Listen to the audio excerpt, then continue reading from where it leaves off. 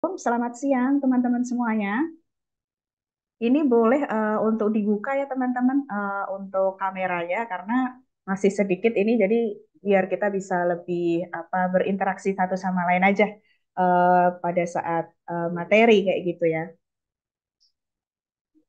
Oke, boleh mungkin kalau memang available untuk dibuka kameranya di sini teman-teman bisa untuk buka kameranya kayak gitu ya. Nah, oke, aku akan mulai dengan perkenalan dulu, teman-teman. Terima kasih banyak atas kehadirannya hari ini di webinar Talent Hub ya. Ini terkait dengan personal development seperti itu. Nama saya adalah Nurul Khomaria. Saat ini bekerja sebagai sales manager di salah satu perusahaan supply chain, yaitu Santri Chain kayak gitu. Jadi nanti teman-teman bisa juga nih kepo lebih lanjut tentang Santri Chain kayak gitu ya. Mungkin terdengar unik namanya karena memang di sini Santri Chain sendiri kita berfokus supply chain untuk teman-teman yang ada di pondok pesantren kayak gitu.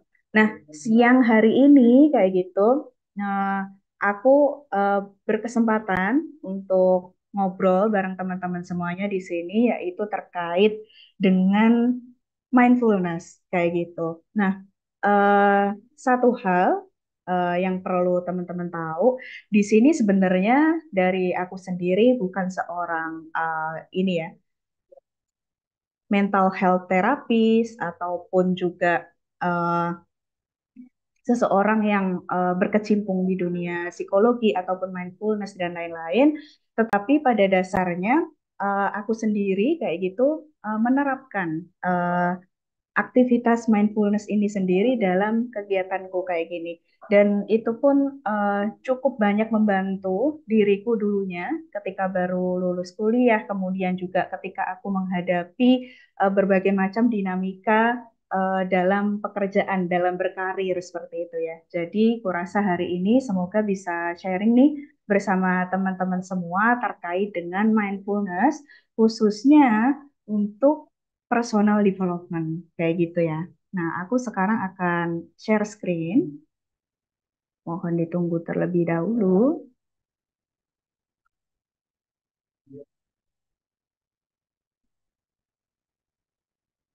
Oke, semoga udah terlihat ya di screen teman-teman sekalian ya. Oke, teman-teman. Eh, aku sebelum memulai pertanyaan di sini mungkin ingin bertanya dulu ya kepada teman-teman yang hadir di siang hari ini. Barangkali apakah teman-teman itu pernah merasakan atau mungkin saat ini sedang merasakan stres gitu atau mungkin merasa overwhelmed dengan kegiatan sehari-hari yang dihadapi.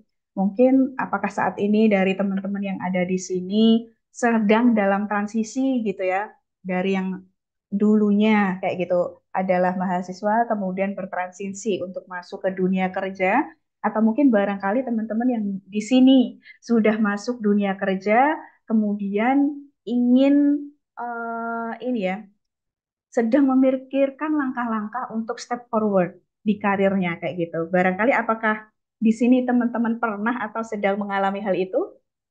Barangkali aku ingin responnya.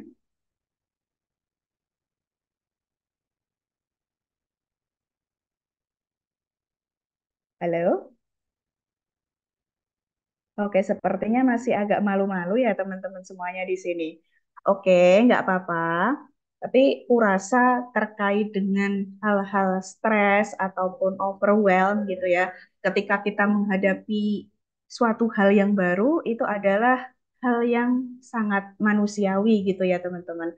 Artinya kita semua, kurasa kayak gitu, pasti akan mengalami hal tersebut kayak gitu. Nah, itu perlu kutekankan bahwa itu bukanlah suatu hal yang eh, sebenarnya perlu kita tanggapi dengan overreact kayak gitu ya. Tapi sebaliknya kita bisa loh menata mental kita, menata bagaimana reaksi kita ketika kita menghadapi hal-hal tersebut kayak gitu. Nah, salah satunya ini adalah melalui yang namanya mindfulness, teman-teman. Nah, mindfulness sendiri itu apa? Jadi mindfulness itu teman-teman itu adalah kita mempunyai kesadaran kayak gitu ya, kesadaran terhadap perasaan yang saat ini kita rasakan, terhadap pikiran kita kayak gitu ya, merasakan setiap momen itu dengan jernih tanpa penghakiman kayak gitu kan. Nah, kenapa di sini ada yang namanya without judgment atau tanpa penghakiman kayak gitu? Karena biasanya kalau kita stres gitu ya, misalkan kok ternyata teman-teman yang sedang melamar pekerjaan kayak gitu, aku udah sebar CV banyak kayak gitu ya, udah apply ke sana ke sini kayak gitu. Tapi kok belum ada ya yang menerima aku kayak gitu. Kemudian di situ teman-teman membuat judgement kepada diri teman-teman sekalian bahwa kayaknya aku ini nggak layak masuk deh di perusahaan ini. Kayaknya aku ini terlalu kayak begini deh. Nah, itu yang dinamakan penghakiman. Nah, di dalam mindfulness ini kita belajar untuk tidak memberikan penghakiman terhadap apa yang sedang kita hadapi. Jadi kita akan belajar bagaimana melihat sesuatu itu secara jernih seperti itu ya teman-teman semuanya. Nah, jadi eh, dari pengertian tentang mindfulness tadi gitu ya, ada kurang lebih 3 elemen yang teman-teman bisa pegang sekali, yang teman-teman sekalian bisa pegang terkait dengan mindfulness. Yang pertama itu adalah awareness. Awareness itu adalah kesadaran gitu ya. Jadi teman-teman menyadari emosi yang sedang teman-teman alami, menyadari sensasi tubuh ketika teman-teman itu sedang emosi, misalkan sedang marah kayak gitu, detak jantungnya berdenyut-denyut kayak gitu. Jadi kita menyadari sepenuhnya apa yang kita rasakan, apa yang tengah kita alami, dan presence. Kita hadir di momen saat ini kayak gitu, tanpa memikirkan gitu ya, tanpa memikirkan apa yang terjadi di masa depan. Jadi kita memikirkan fokus terhadap apa yang ada saat ini, di sini dan saat ini kayak gitu. Nah, elemen yang ketiga itu adalah acceptance atau penerimaan, di mana teman-teman ini menerima tanpa menghakimi. Kayak tadi yang aku bilang, tidak kemudian ketika kita belum diterima, ketika sudah melamar ke banyak tempat itu terus kemudian teman-teman menjudgment diri teman-teman sendiri itu dengan oh aku ini gagal, aku tidak pantas diterima ternyata kayak gitu. Nah itu ya, jadi adalah 3 elemen yang bisa kita ambil dari aktivitas yang bernama mindfulness ini. Yang pertama kita sadar, yang kedua kita hadir sepenuhnya di sini saat ini di present moment, Gati, kayak gitu ya. Lalu kita menerima tanpa adanya judgment, kayak gitu. Nah, di sini aku ada beberapa gambar yang bisa aku sharing ke teman-teman ya. Contohnya saat ini di layar teman-teman sekalian, ini sudah ada gambar sebuah gunung yang di bawahnya ada sebuah danau. Teman-teman, ketika danau itu tenang kayak gitu ya, refleksi dari gunung itu bisa terpancar secara jelas di dalam air danau itu tersebut. Tapi bayangkan ketika ada angin kencang atau misalnya gempa bumi kayak gitu. Air yang ada di danau itu akan berguncang-guncang sehingga akan menyebabkan refleksi dari gunung yang ada di belakangnya itu menjadi tidak jelas. Oh, apakah ini gunung ataukah sesuatu yang lain itu menjadi tidak jelas. Nah, begitu juga dengan pemikiran kita dan juga persepsi kita kayak gitu ya. Ketika kita mengalami masalah, kemudian di situ kita marah, kemudian kita sedih dan lain-lain, maka jiwa kita itu kan tengah dalam kondisi yang tidak tenang kayak gitu. Nah, itu seringkali akan menyebabkan kita menjadi bias, menyebabkan kita menjadi salah ketika kita menilai suatu hal kayak gitu. Nah, di dalam mindfulness ini kita akan belajar bagaimana kita dapat melihat sesuatu itu secara nature-nya kayak gitu. Jadi tanpa judgment itu tadi dengan sikap yang lebih tenang dan bijaksana kayak gitu ya. Nah, contohnya juga ini ada gambar the snake. Jadi ketika misalnya kayak gitu ya, teman-teman tengah berada di dalam sebuah ruang yang gelap kayak gitu. Kemudian ternyata ada sesuatu nih yang bergerak-gerak kayak gitu ya. Sesuatu ini terlihat panjang kayak gitu. Lalu sontak teman-teman di sini takut dan berteriak-teriak, "Oh, ada ular," kayak gitu kan. Nah, namun ketika teman-teman sudah menyalakan lampu kayak gitu, hal yang semula teman-teman persepsikan, yang semula teman-teman kira itu adalah ular kayak gitu, ternyata hanyalah sebuah tali kayak gitu. Nah, teman-teman, mindfulness ini membantu kita untuk terpapar dengan persepsi-persepsi yang salah kayak gitu ya. Jadi memang persepsi itu dipengaruhi oleh berbagai macam hal seperti contohnya rasa marah kita, rasa sedih kita, atau mungkin rasa yang terlalu bahagia dari dalam diri kita sehingga kita tidak bisa melihat sesuatu itu sesuai dengan nature-nya kayak gitu. Nah, ini terkait juga tentunya bagaimana persepsi itu benar-benar akan berpengaruh terhadap diri kita karena kalau teman-teman sering lihat mungkin ya ada quotes-quotes yang mengatakan bahwa kamu itu adalah apa yang kamu pikirkan dan itu memang yang namanya mind kita, pikiran kita, persepsi kita itu adalah sesuatu yang benar-benar uh, ini ya mempunyai impact yang besar kayak gitu karena diibaratkan pikiran itu adalah sebuah magnet kayak gitu. Ketika kita berpikir bahwa kita ingin mendapatkan sebuah keberuntungan kan gitu ya, maka kita akan meng-attract keberuntungan juga.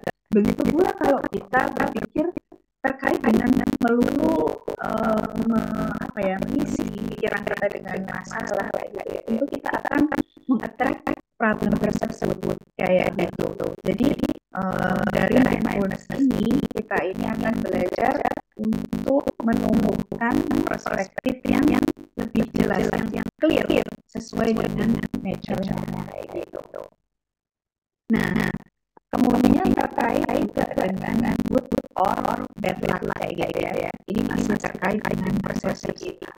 Nah, teman-teman ada suatu cerita di zaman dulu terkait dengan lelaki yang kehilangan gandanya kayak gitu. Jadi suatu hari kayak gitu, seorang laki-laki ini membawa kudanya ke sawah kayak gitu ya. Kemudian kudanya lari. Nah, orang-orang di situ sama berkomentar, ini alangkah sialnya kamu udah jalan kayak gitu. Lalu ternyata di kemudian hari dari petani laki-laki ini membawa kuda lainnya kayak gitu. Lalu teman-teman berkomentar, oh alangkah beruntungnya kamu kayak gitu ya. Lalu ada suatu cerita lagi bahwa suatu hari kemudian anak dari petani ini mengganti seekor kuda dan dia jatuh dari kuda tersebut yang mengakibatkan kaki dari anak laki-laki ini yang patah kayak gitu. Nah, orang-orang yang berada tangganya kayak gitu ya itu berkomentar, ini kasihan banget anak-anakmu kakinya patah kayak gitu nggak bisa jalan kayak gitu. Tiba-tiba tidak lama kemudian pecahlah suatu perang di situ yang mana mengharuskan setiap anak laki-laki muda itu untuk terjun ke medan perang. Tetapi dikarenakan anak dari petani ini tadi kakinya itu patah kayak gitu ya. Dia menjadi satu-satunya anak lelaki yang tinggal kayak gitu, dan mereka tetap bisa berkumpul dengan orang. Nah, orang lain kemudian sama berkomentar kayak gitu. Wah, alangkah beruntungnya kamu kayak gitu ya. Nah, teman-teman, jadi itu tadi kan memang ada ya yang berkomentar terhadap situasi dalam hidup kita ini, atau barangkali kita sendiri juga ini ya mempunyai persepsi, wah alangkah sialnya aku, wah alangkah tidak beruntungnya aku kayak gitu. Nah, perlu teman-teman eh, pahami bahwa menghakimi sesuatu menjadi itu adalah good luck atau bad luck itu ternyata tidak sesederhana itu kayak gitu. Karena dalam setiap kesuksesan itu pasti akan ada yang namanya Dan hukuman itu ada kalanya menimpa hati dan agama dengan merupakan peringatan terhadap mereka. Sebagaimana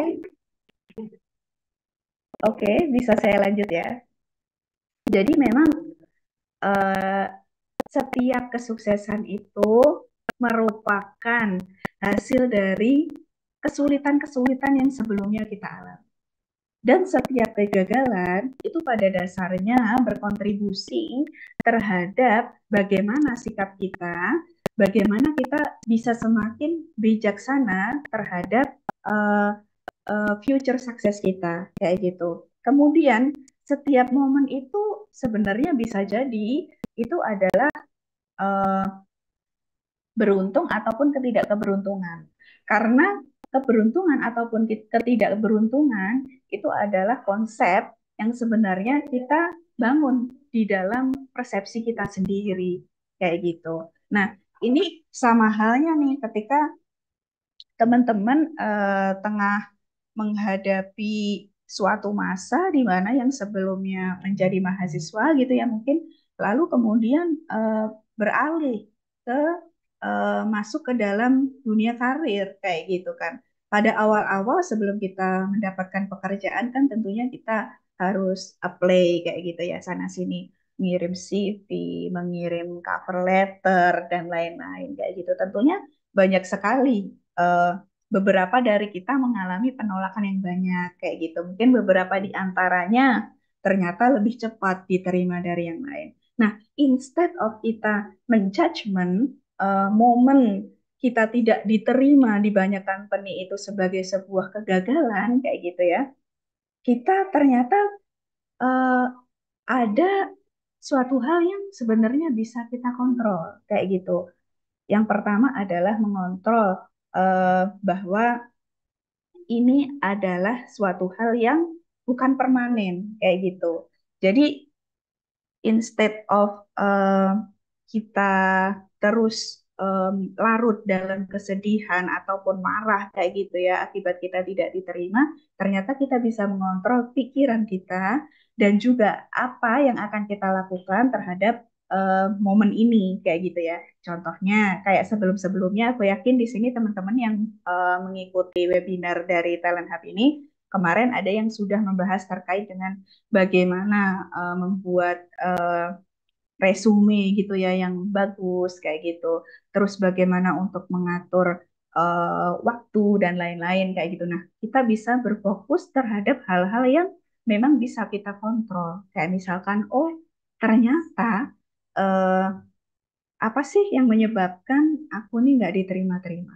Di situ teman-teman bisa mulai memilah, oh apakah CV-nya atau resumenya ini kurang bagus, kurang sesuai dengan misalnya kalau sekarang di CV kan kita kenal yang namanya ATS kayak gitu, apakah kurang sesuai dengan itu atau aku kurang bisa memaparkan dengan baik apa yang apa pengalamanku di dalam cover letter, atau mungkin saat aku wawancara ini aku kurang bisa mengolah, kurang bisa memaparkan seperti apa sih pengalamanku sebelumnya kayak gitu. Nah, jadi ini semua adalah terkait dengan bagaimana kita mempersepsikan setiap momen yang terjadi dalam hidup kita kayak gitu ya.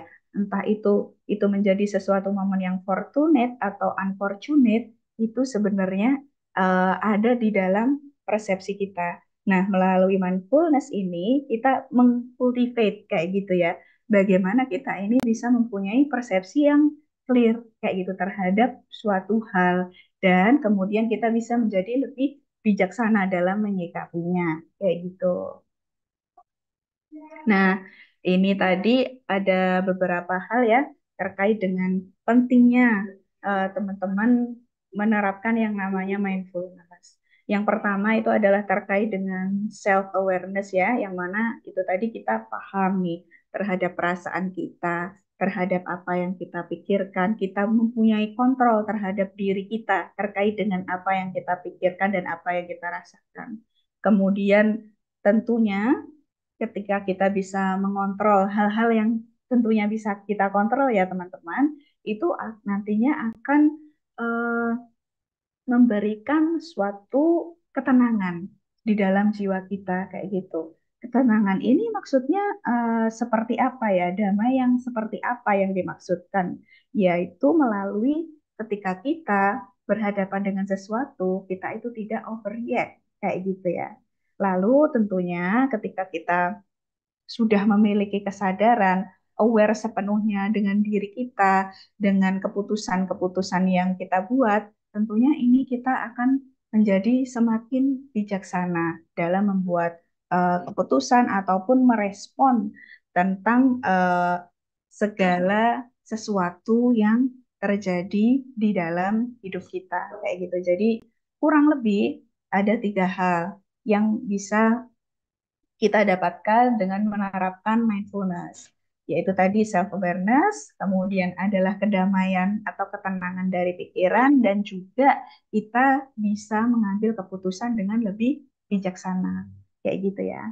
Nah, dari materi-materi yang sebelumnya tadi saya paparkan, teman-teman, ini saya mengambil dari buku kayak gitu yang ditulis oleh Thich Nhat Hanh. Ini adalah seorang Zen Master gitu ya dari Vietnam. Beliau memang pakar daripada mindfulness itu sendiri, yang mana dalam seri-seri bukunya ini beliau banyak membahas kayak gitu. Bagaimana kemudian kita harus rileks kayak gitu ya. Bagaimana kemudian kita mempunyai kesadaran penuh terhadap apapun yang kita lakukan, mulai dari saat kita duduk, kita berjalan, kita bernafas, kayak gitu. Kita mempunyai kesadaran penuh terhadap aktivitas yang kita lakukan, kayak gitu.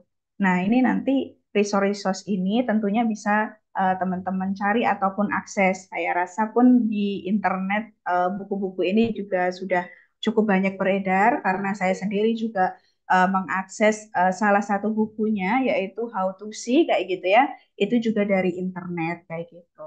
Lalu tentunya di zaman yang sudah cukup modern ini ya, banyak platform-platform yang teman-teman bisa akses. Salah satunya adalah Headspace. Nah, di Headspace ini nantinya akan membantu teman-teman untuk berlatih tentang mindfulness itu mulai dari meditasi ataupun lain-lainnya, termasuk juga salah satunya untuk teman-teman eh, barangkali ketika kita mengalami stres kayak gitu ya, ataupun overwhelm terhadap sesuatu, itu kan berimpact kepada bagaimana kualitas tidur kita kayak gitu ya. Nah, di Headspace ini juga akan bisa membantu kayak gitu teman-teman untuk memperbaiki dari kualitas tidur itu sendiri kayak gitu tentunya dengan sistem dan program yang disediakan oleh platform mereka kayak gitu. Nah, memang untuk berlatih mindful ini caranya ada banyak, mulai dari teman-teman bermeditasi ataupun sesederhana teman-teman itu melakukan latihan pernapasan. Diam dan melakukan latihan pernapasan, menyadari sepenuhnya di sini saat ini eh, udara yang kita hembuskan, udara yang kita keluarkan, kayak gitu. Nah, itu melatih kita untuk menjadi lebih tenang, kayak gitu ya, sehingga sesuai yang tadi disebutkan, impact-nya akan menambah self-awareness kita dan juga membuat kita jadi lebih bijaksana dalam mengambil setiap keputusan-keputusan yang ada di dalam hidup kita. Kayak gitu. Nah, kurang lebih itu adalah materi dariku. Nah, aku persilahkan ke teman-teman dari sini yang mungkin ingin berbagi kayak gitu ya pengalamannya terkait dengan mungkin permasalahan yang dihadapi seperti stres dan lain-lain ataupun barangkali di sini ternyata teman-teman sudah ada yang menerapkan mindfulness juga kayak gitu. Silakan.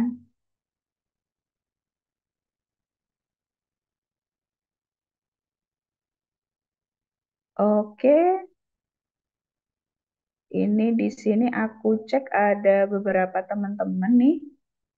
Ada Kak Amalia, Kak Lukmanul Hakim, Kak Zahra. Oh, ini ada yang dari Kak Yenafi nih pernah mengalami ya. Kak Zahra juga sedang mengalami. Mungkin aku boleh dibantu ini enggak open mic-nya. Barangkali bisa sharing nih saat ini seperti apa yang mungkin dialami oleh Kak Yenafi ataupun Kak Zahra. Boleh Kak barangkali sharing?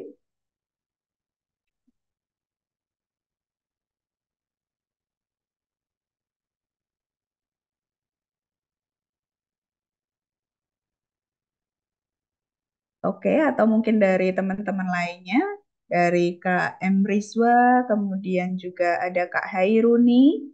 Di sini boleh Kak, kalau misalkan ingin sharing ataupun ada sesuatu hal yang ingin ditanyakan ya, utamanya terkait dengan bahasan kita siang hari ini yaitu mindfulness kayak gitu.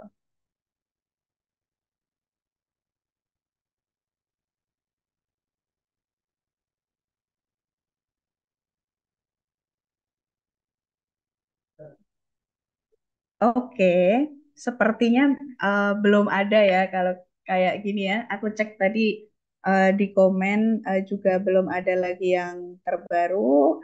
Kemudian dari teman-teman saat ini juga belum ada yang open mic kayak gitu. Tentunya di sini sebagai penutup mungkin ya kalau memang dari teman-teman belum ada pertanyaan terkait dengan mindfulness, eh, tentunya mindfulness ini adalah sesuatu hal yang kita semuanya kayak gitu ya, tidak memandang religi atau apapun karena basicnya secara historis memang mindfulness ini berasal dari Buddhism kayak gitu ya. Tapi saya rasa ini adalah sebuah praktik kayak gitu yang bisa dipelajari oleh siapapun kayak gitu dan tentunya akan memberi manfaat bagi siapapun yang menerapkannya kayak gitu ya teman-teman. Nah, eh, mindfulness ini tentunya adalah suatu hal yang eh, dipelajari secara terus-menerus. Artinya bukan ketika kita mempelajarinya saat ini kayak gitu kan, itu akan langsung memberikan sebuah efek. Mungkin ada juga yang bisa langsung memberikan efek, seperti karena masing-masing orang kayak gitu ya. Bagaimana kita membangun persepsi dalam diri kita itu kan berbeda-beda kayak gitu. Jadi ini adalah sesuatu hal yang sebenarnya dipraktikannya adalah terus-menerus, bukan once in a lifetime kayak gitu ya, tapi secara continuous karena sesuai dengan kehidupan kita sendiri ya, tidak ada sesuatu yang permanen di dunia ini, segalanya terus berubah, zaman pun juga akan terus dinamis, hal-hal yang kita hadapi pun tentunya membutuhkan penyikapan yang juga semakin dewasa dan juga dinamis juga. Nah, dengan mindfulness ini tentunya akan membantu teman-teman semua untuk itu tadi mengambil keputusan-keputusan dalam hidup, utamanya bagi teman-teman yang saat ini masih dalam proses umur-umur yang 20 30-an lah itu kita masih gencar-gencarnya untuk terus mengembangkan diri kayak gitu ya. Meskipun kalau untuk self learning mah itu harusnya seumur hidup kayak gitu ya. Nah, ini akan membantu dalam proses tersebut kayak gitu. Nah, mungkin dari sisiku itu saja. Kalau memang dari teman-teman belum ada sesuatu yang ingin ditanyakan atau di-sharing, nggak apa-apa. Mungkin nanti bisa diakses materinya yang nanti akan dikirimkan kepada panitia, ataupun juga tadi bisa mengakses resource yang udah aku bagikan, seperti buku-buku dari Tit Nah kan kayak gitu ya, ataupun juga teman-teman bisa menginstal aplikasi seperti Headspace ataupun Calm. Barangkali di sini ternyata sudah ada yang mempunyai aplikasi-aplikasi itu di gadgetnya kayak gitu. Itu aja mungkin dariku. Aku mungkin akan serahkan selanjutnya kepada pembicara sesi berikutnya yang di sini juga sudah hadir ya. Ada Kak Afifatur Rosida. Mungkin silahkan Kak. Dariku sekian dulu teman-teman. Terima kasih banyak atas kehadirannya. Sangat senang sekali tentunya aku siang hari ini bisa ketemu dengan teman-teman kayak gitu ya. Oke, ini Kak Afifah udah hadir. Sehat Kak hari ini? Ya, Alhamdulillah, ya kan Nurul. Hai, hai. Oke deh. Oke, Iya. kalau gitu aku pamit ya Kak Afifah ya. Dan teman-teman Iya. semuanya ya. Oke, Assalamualaikum. Waalaikumsalam warahmatullahi wabarakatuh. Ya, terima kasih Kak Nurul. Di sini saya panggil teman-teman aja ya, karena kayaknya kita lebih enak kalau panggil teman-teman. Sebelumnya, perkenalkan nama saya Afifah Trosida, bisa dipanggil Afifa. Eh, eh, for your information saja, mungkin saya seperti Kak Nurul tadi, bahwa di sini memang eh, saya tidak dari latar belakang dari psikologi atau HR dan lain sebagainya, atau juga eh, mindful therapist juga bukan begitu. Namun di sini saya ada beberapa pengalaman yang memang kebetulan itu di posisi manajer begitu. Jadi eh, ada beberapa organisasi yang kebetulan saya manage, sehingga ketika kita bicara tentang mindfulness ini betul-betul sangat masuk begitu. Maksudnya sangat masuk tuh, ini tuh sangat dibutuhkan gitu ketika kita memang berinteraksi dengan banyak orang atau kita sedang manage suatu organisasi. Jadi mindfulness ini betul-betul sangat penting begitu. Jadi yang perlu disadari kita semua bahwa entah kita sebagai eh, semua orang kan harusnya itu manajer ya sebetulnya, minimal memanage dirinya sendiri gitu. Nah, sekarang kita langsung saja ya kita ke materi aja. Di sini kita discuss ya. Jadi nanti kalau misalkan ada yang mau cerita atau ada yang memang sedang kuliah terus dia lagi apa kesusahan di satu titik, nanti kita sharing aja. Barangkali nanti saya juga pernah mengalami hal tersebut, saya bisa sharing atau teman-teman yang lain pernah mengalami juga, nanti kita bisa saling sharing gitu ya. Mohon izin share screen.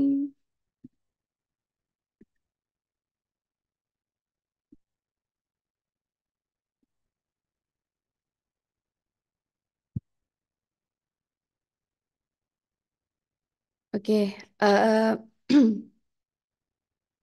kita masuk di eh, integrating mindfulness into daily life. Jadi, bagaimana cara kita mengintegrasikan mindfulness ini sendiri pada kehidupan sehari-hari kita. Nah, ketika kita bicara tentang mindfulness, maka eh, kita bicara tentang bagaimana cara kita menumbuhkan cara kita itu bisa hidup sepenuhnya dan autentik. Jadi gimana kita kembali ke diri kita sendiri.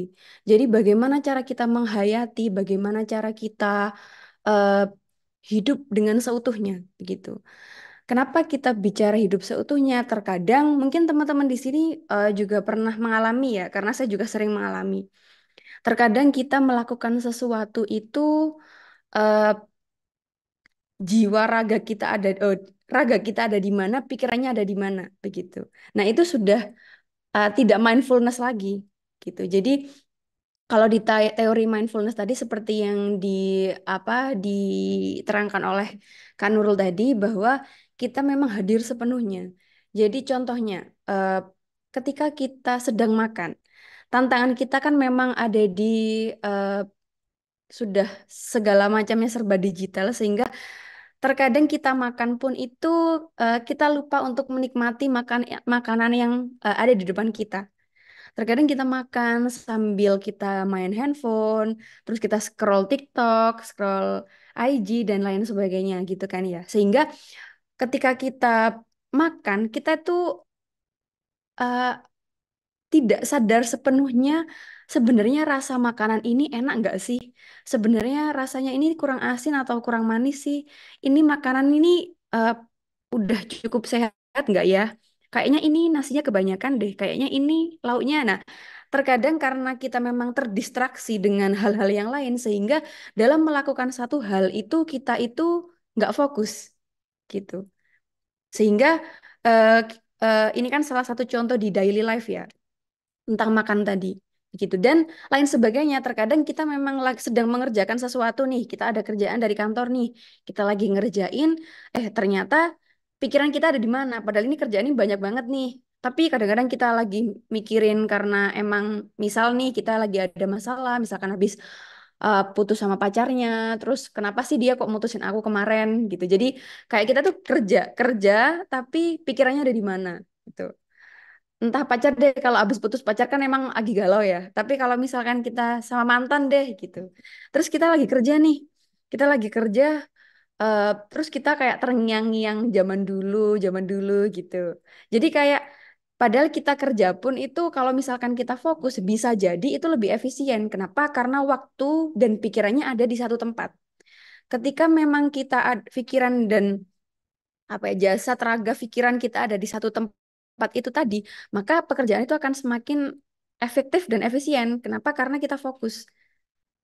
Jadinya nanti pekerjaannya cepat selesai. Sedangkan kalau kita tidak mindful tadi ya, kita tidak menghadirkan diri kita sepenuhnya eh, di present, di sekarang ini nih, ya bisa jadi eh, merugikan diri kita sendiri sebetulnya ya. Karena kita nggak fokus, akhirnya pekerjaannya semakin molor, semakin nggak selesai nih, gitu. Jadi di mindfulness, teori mindfulness ini memang betul-betul apa ya? Kalau dari saya sendiri betul-betul sangat penting dan efeknya besar banget ketika kita memang sedang apa ya? Sedang melakukan sesuatu, baik kita sebagai mahasiswa atau kita sebagai eh, entrepreneur atau kita sebagai dan lain sebagainya begitu. Nah, kemudian seperti ini mengulang teori Kak Nur apa materi Kak Nurul tadi bahwa mindfulness ini kita paying full attention to the present moment. Jadi kita betul-betul menghadirkan diri kita sepenuhnya di saat sekarang with a quality of openness and non-judgment. Jadi tanpa kita menghakimi siapapun, tanpa kita berasumsi macam-macam. Kita betul-betul menghadirkan diri kita dengan apa yang ada di hadapan kita gitu. Ini cerita aja ya. Jadi ketika eh, ketika kita memanage sesuatu, misalkan kita berhubungan dengan banyak orang, contohnya ketika kita ada banyak pegawai di suatu perusahaan. Ini based on experience aja ya cerita. Kemudian eh, kemudian kita tuh eh, otomatis kan kayak pegawai atau employee. Jadi kita tuh kayak curhat ke Insya Allah. contohnya. Eh, Pak Allah nguteleng kok Bu daripada ini kalna. tadi eh, Bu ini tadi ada masalah kayak gini gini gini gini nih. Itu di apa di perusahaan nih kita habis ada masalah ini nih kemudian gini gini gini intinya dia kan lapor nih. Nah, ketika dia lapor kadang-kadang ada dua respon nih. Yang pertama kita dengarkan dan kita fokus dengan alur ceritanya, atau ketika dia bicara kemudian kita langsung menyimpulkan di otak kita gitu. Kalau misalkan ada orang cerita nih, terus kita menyimpulkan, wah, jangan-jangan gini nih, wah, ini nih, ya, itu yang tidak mindful gitu. Nah, ternyata ketika kita menghadapi suatu permasalahan, kemudian kita fokus dengan apa yang ada di hadapan kita, fokus mendengarkan, fokus, oh, ini ritmenya seperti ini, oh, ini seperti ini, maka dengan eh, dengan itu juga kita itu secara tidak langsung menahan emosi. Apalagi kalau misalkan ada kejadian yang memang apa ya, kayak misalkan ya ada kecelakaan di kantor nih, yang emang di lingkungan kantor gitu. Otomatis kita sebagai manajer otomatis kan ya secara tidak langsung juga harus bertanggung jawab gitu kan. Nah itu kan kalau kita panik, nggak tahu asal usul ceritanya seperti apa, otomatis kita langsung berasumsi macam-macam begitu. Nah, sedangkan kalau misalkan kita mindful, maka kita ikuti alur ceritanya, kejadiannya seperti apa, maka kita menahan emosi kita. Kita menahan emosi kita, sabar, jangan reaktif gitu. Jadi kita open minded dulu, kita sabar dulu, kita menahan emosi. Ketika semuanya sudah clear dari sudut pandang manapun, baru kita uh, sebagai manajer, kita baru bisa uh, take action dengan berdasarkan beberapa data dan informasi tadi begitu. Coba kalau kita tidak mindful, maka itu juga sangat merugikan diri kita sendiri dan juga merugikan karyawan dan juga merugikan eh, korbannya tadi juga gitu ya. Gitu. Sehingga di sebuah organisasi, di sebuah lembaga itu sangat penting eh, sangat penting bahwa personilnya itu memiliki mindfulness ini tadi gitu.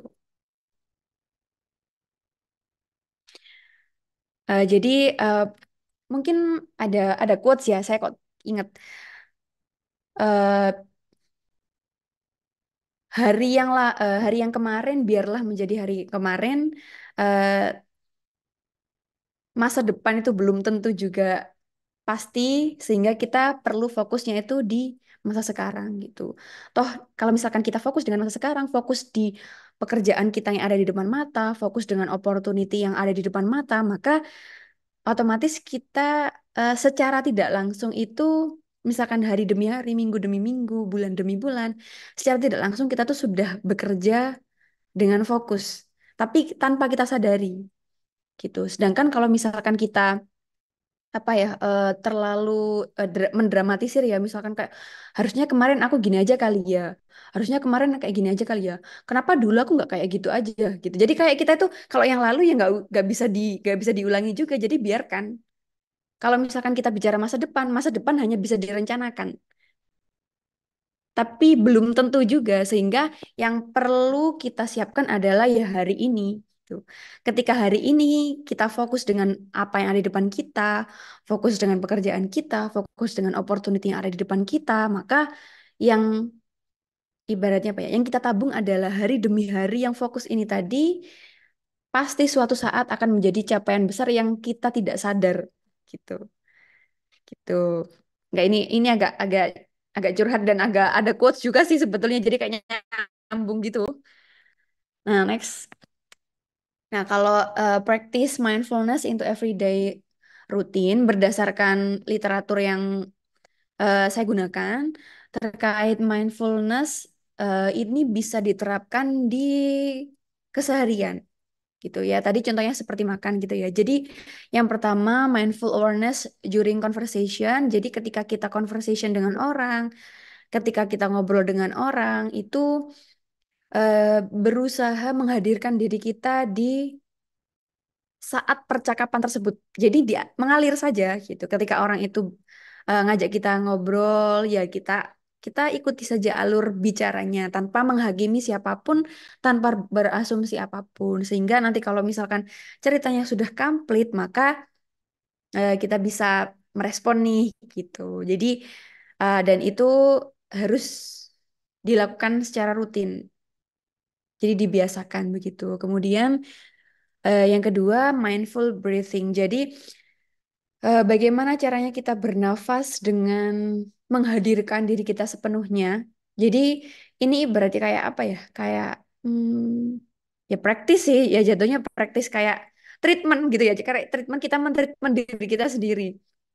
Jadi eh, kita breathing, jadi kita bernafas dengan eh, dihayati ya. Kita bernafas, kemudian bagaimana udara ini masuk, kemudian kemudian masuk sampai mana nih udaranya nih gitu, sampai ke tubuh kita enggak, sampai sampai mengalir sampai mana nih, udah sampai kerongkongan, udah sampai perut dan seterusnya begitu. Kemudian eh exhale-nya, oh ini waktunya dikeluarkan gitu. Saya pernah nyoba ini ketika emang lagi exercise aja sih sebetulnya biasanya. Cuman lebih baik kalau kita sering kalau ingat gitu, coba kita tenang sejenak, kemudian kita tarik nafas, kita hayati sampai mana nih udaranya gitu. Dari situ kan secara tidak langsung itu exercise yang memang nanti kalau dilakukan secara rutin itu bisa mempengaruhi diri kita gitu. Nanti akhirnya pasti ada lebih sabar ketika suplai oksigen ini penuh ke otak kita, kita sadar perlu tarik nafas yang lebih dalam, maka ketika suplai oksigen itu nyampe di otak kita, otomatis kan kita lebih tenang gitu, lebih tenang ketika memutuskan sesuatu, ketika melakukan sesuatu tidak terburu-buru begitu. Sebetulnya ini saya juga sedang belajar juga sih sebetulnya ya. Ya kita sama-sama belajar. Kemudian mindful eating yang tadi seperti saya contohkan ketika kita makan ya memang kita harus fokus dengan makanan kita gitu. Kalau eh, ini saya jadi ingat salah satu metode belajar juga ya ini. Mungkin untuk metode metode belajar anak-anak ada namanya metode Montessori. Nah, metode Montessori itu juga menerapkan hal ini ternyata gitu. Jadi ketika kita menuang air, maka kita harus fokus dengan gemericik air itu jatuh dari tekonya, kemudian ketika kita menyumpit menyumpit sesuatu itu eh, melatih tangannya, kemudian bagaimana kita melihat tatapan mata kita dari ketika nyapit makanan ini dari satu tempat ke piring, dari satu piring ke piring yang lain gitu. Jadi eh, ternyata mungkin eh, apa ya, secara eksplisit metode Montessori tersebut juga menerapkan mindfulness gitu kali ya gitu. Kemudian mindful mindful walking, kadang-kadang kita jalan eh, apa ya? Jalan cepet terus pakai pakai main HP lagi, kadang-kadang kan gitu ya. Nah, ini bisa nih diterapkan ketika kita jalan ya kita mengamati sekitar kita gitu. Kalau misalkan kita lagi tergopoh-gopoh ya nggak apa-apa ya kita jalan aja, tapi kita amati sekeliling kita, terus eh, ya intinya menghadirkan diri kita sepenuhnya pada saat itu. Kalau jalan ya lagi jalan, kalau makan ya lagi makan, kalau lagi belajar ya lagi belajar, kalau bekerja ya bekerja gitu. Tapi mungkin kadang-kadang tantangannya ya emang namanya manusia ya, eh, banyak dinamika yang kita lalui, banyak permasalahan yang sedang kita lalui. Jadi kadang-kadang ya memang agak susah ya kalau misalkan kita lagi kerja, tapi ternyata kita lagi ada problem sehingga pasti kepikiran. Tapi ya ketika kita kepikiran, eh, toh kepikiran pun itu tidak menyelesaikan masalah. Jadi ya kita latih diri kita, kita kontrol emosi kita. Ya, tarik nafas dalam, keluarkan eh, 3 kali, 5 kali, kemudian kembali lagi ke laptop gitu. Mungkin itu lebih efektif ya. Jadi kerjanya jalan, masalahnya nggak menghambat kerjaannya gitu. Gitu. Kemudian mindful listening. Jadi ketika kita mendengarkan musik, mendengarkan eh, sesuatu ya didengarkan dengan seksama. Mindful cleaning, mindful technology use. Oh ya ini juga. eh karena tantangannya lagi ketika kita memang ada di dunia digital gini ya, ponsel, gadget dan lain sebagainya itu sudah apa ya, ibaratnya menjadi best friend kita gitu ya. Kita nggak bisa hidup tanpa mereka. Tapi entah ini pengalaman saya aja atau teman-teman di sini juga pernah mengalami ya. Eh, Sometimes itu ketika kita di HP ini ada WhatsApp, ada TikTok, ada IG dan lain sebagainya itu kita cenderung kayak ketika kita ada waktu senggang yang kita buka ya itu tadi gitu. Best friend kita yang ada di depan mata kita nih gitu. Tanpa kadang-kadang itu kita lupa waktunya makan ya harusnya makan gitu. Waktunya waktunya ngapain ya nggak harus ngapain tanpa ada distraksi dari ponsel gitu. Ya ini saya ngerasanya ini tantangan sih karena kok saya pernah merasa kayak gitu gitu ya. Sebetulnya pengen fokus makan, ini makanannya enak nih gitu. Makan nasi anget, pakai telur, pakai sambal enak nih gitu. Jadi harusnya kan kita fokusnya ke sini. Tapi karena eh, kayaknya tadi WhatsApp grupku belum aku bales deh. Di grup WhatsApp ada apa sih? Di IG ada apa sih? Sambil lihat story orang nih, sambil lihat story teman-teman nih, enak nih kayaknya gitu. Jadi tantangan juga sih. Akhirnya sebetulnya media kita buat latihan untuk mindfulness tadi di daily life kita, akhirnya eh, hilang gitu karena ada distraksi ponsel, gadget dan lain sebagainya tadi gitu.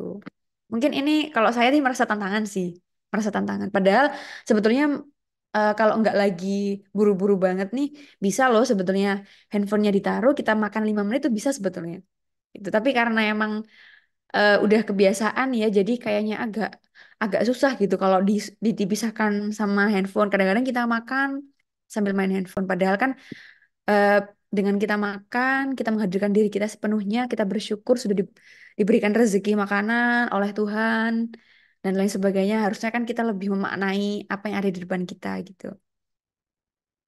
Kemudian lanjut ya, ada mindful moments, kita menikmati momen-momen ketika kita kumpul sama teman, sama rekan kerja, sama orang tua. Kadang aja kita ngumpul sama orang tua, eh, kita sibuk main sama handphone kita. Meskipun di situ kita nggak lagi sibuk, kadang-kadang kita scroll IG, swipe TikTok gitu kan ya. Padahal momen itu nggak bisa kita apa ya, momen itu nggak bisa kita beli gitu. Coba kalau misalkan kita masih ada orang tua, eh, masih menikmati momen ada orang tua itu kan kita bisa bersyukur ya, alhamdulillah ayah ibuku sehat nih, ayah ibuku sehat, kemudian eh, kita bisa cerita-cerita lagi ngobrol gitu. Harusnya kan bisa lebih disyukuri ya. Tapi kalau kita tidak mindful itu tadi ya, akhirnya momen-momen berharga itu secara tidak langsung hilang karena kita memang terdistraksi dengan hal-hal yang lain gitu. Ada mindful reflection, mindful communication, mindful in challenging situation. Nah, ini nih, mindful in challenging situation ini yang menurut saya eh, perlu dilatih karena kita tidak tahu eh, situation yang seperti apa yang sedang kita hadapi. Khususnya yang kayak tadi ya, ketika kita ada permasalahan atau panik nih, misalkan kayak yang kuliah nih, yang kuliah udah mepet, udah yang semester akhir misalkan ya, udah mepet, udah mepet waktu nih buat yudisium, buat wisuda nih, buat lulus nih. Tapi eh, dosenku masih ngerevisi skripsiku terus nih, gimana ya gitu. Jadi kalau kita panik kan akhirnya kita impulsif. Kalau kita panik itu jatuhnya kita impulsif. Impulsif tuh kayak kita melakukan sesuatu yang harusnya bisa apa ya? Kita melakukan sesuatu dengan tergopoh-gopoh, akhirnya ceroboh gitu. Nah, kalau misalkan kita lebih mindful, eh, lebih lebih tenang lah ya, lebih tenang. Misalkan situasinya seperti itu, pasti ada kok, pasti ada eh, jalan-jalan yang lain yang lebih bijak yang bisa dilakukan daripada eh, tadi gitu, impulsif gitu. Wah, ini kayaknya nyepam apa? eh, Dosenku aku chat tiap hari aja kayak pagi sore biar dia itu baca chatku, biar aku cepet di ACC, biar aku cepet diselesaiin, biar aku udah mepet nih sama sama tenggat waktu yudisium nih gitu kan. Ada tuh tipe-tipe mahasiswa yang kayak gitu gitu. Ya kalau menurut saya tuh impulsif ya karena sebetulnya ada loh cara lobbying yang lebih baik. Misalkan bisa ditemui langsung kayak atau misalkan ditemui langsung kemudian kita lobbying, kita bicara keadaan kita kayak gimana. Kemudian Pak baiknya seperti apa gitu kan lebih bijak sebetulnya. Banyak solusi-solusi lain yang lebih bijak ketika kita tenang dalam situasi-situasi yang sulit gitu. Contohnya lagi, itu kan contohnya ketika kita jadi mahasiswa ya. Contohnya ketika kita jadi pegawai, deadline udah mepet nih, deadline udah mepet, kemudian masalah banyak, akhirnya kayak apa ketika ada masalah akhirnya emosional. Ketika emosional maka khawatirnya hubungan dengan sesama rekan kerja itu tidak baik. Atau eh, ketika atasan kita emang agak emosi atau dan lain sebagainya, akhirnya kita eh, apa ya kesel, kemudian kita kayak males nih kerja di sini, atasanku otoriter nih. Gitu. Padahal kan kalau misalkan kita lebih tenang dalam menyikapinya, emosinya lebih dikontrol, itu mungkin kan bisa jadi ya kayak ketika atasan kita marah-marah meskipun kerjaan kita banyak, eh, sabar dulu lah, sabar dulu, sabar dulu. Bisa jadi bapak itu marah-marah karena emang eh, ada masalah di kantor yang emang besar sehingga dia eh, apa ya agak emosional gitu.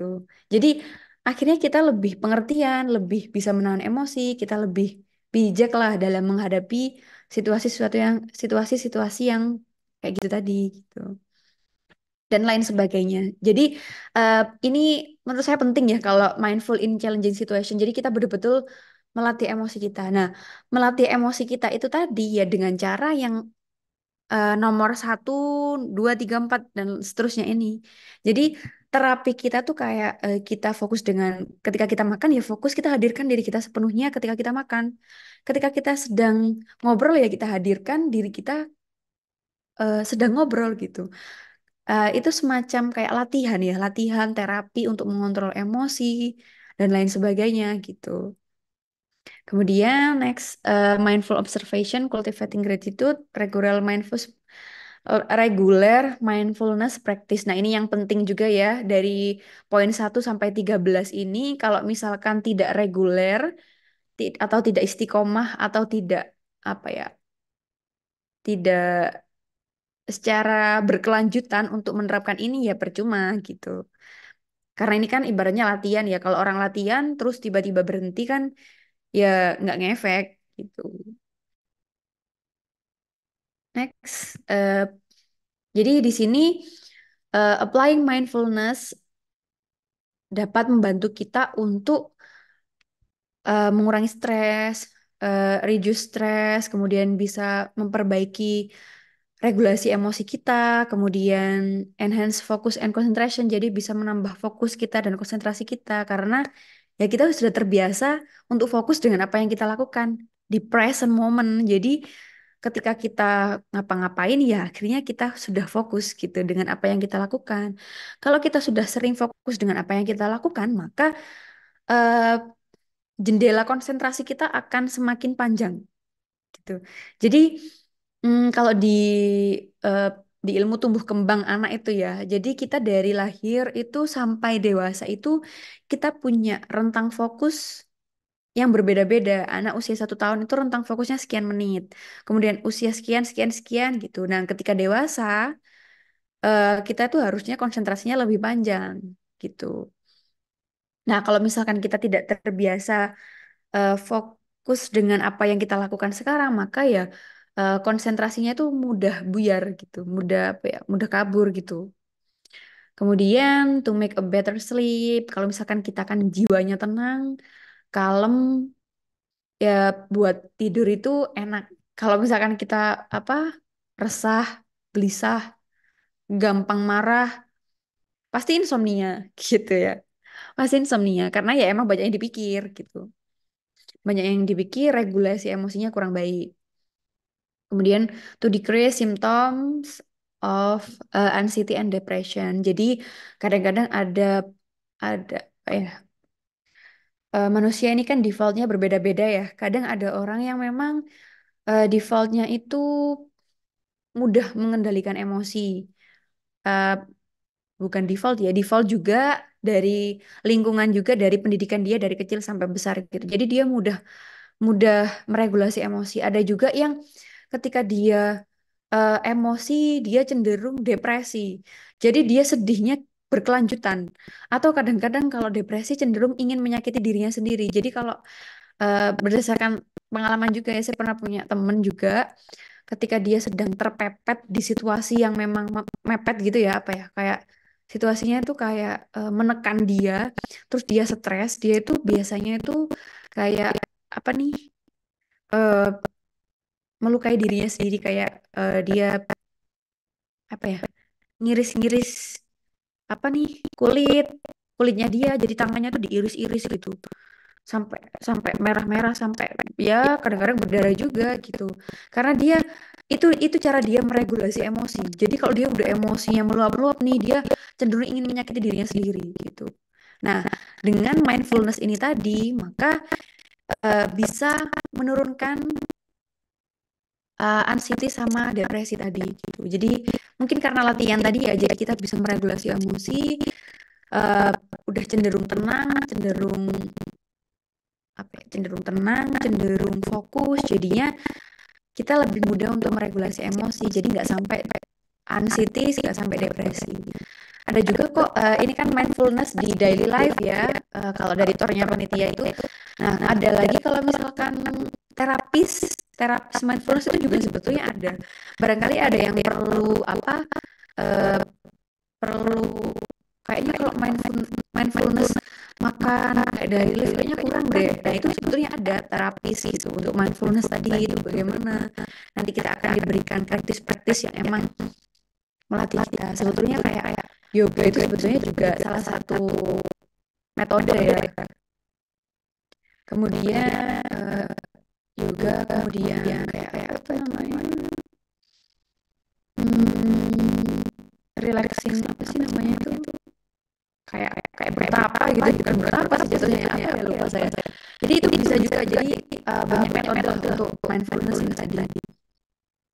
To improve relationship, kemudian untuk memperbaiki relationship ya pasti ya, karena kita kan setiap berhubungan dengan orang-orang, kita fokus dengan orang-orang itu, fokus dengan apa yang dia bicarakan, fokus dengan apa yang sedang terjadi kan pagi ini, otomatis kan kalau misalkan orang-orang berpikir seperti itu, akhirnya kan relationshipnya bagus gitu. Kemudian untuk meningkatkan self awareness kita seperti yang kita jelaskan Kak Nurul tadi. Kemudian to enhance well-being, jadi meningkatkan kesejahteraan kita.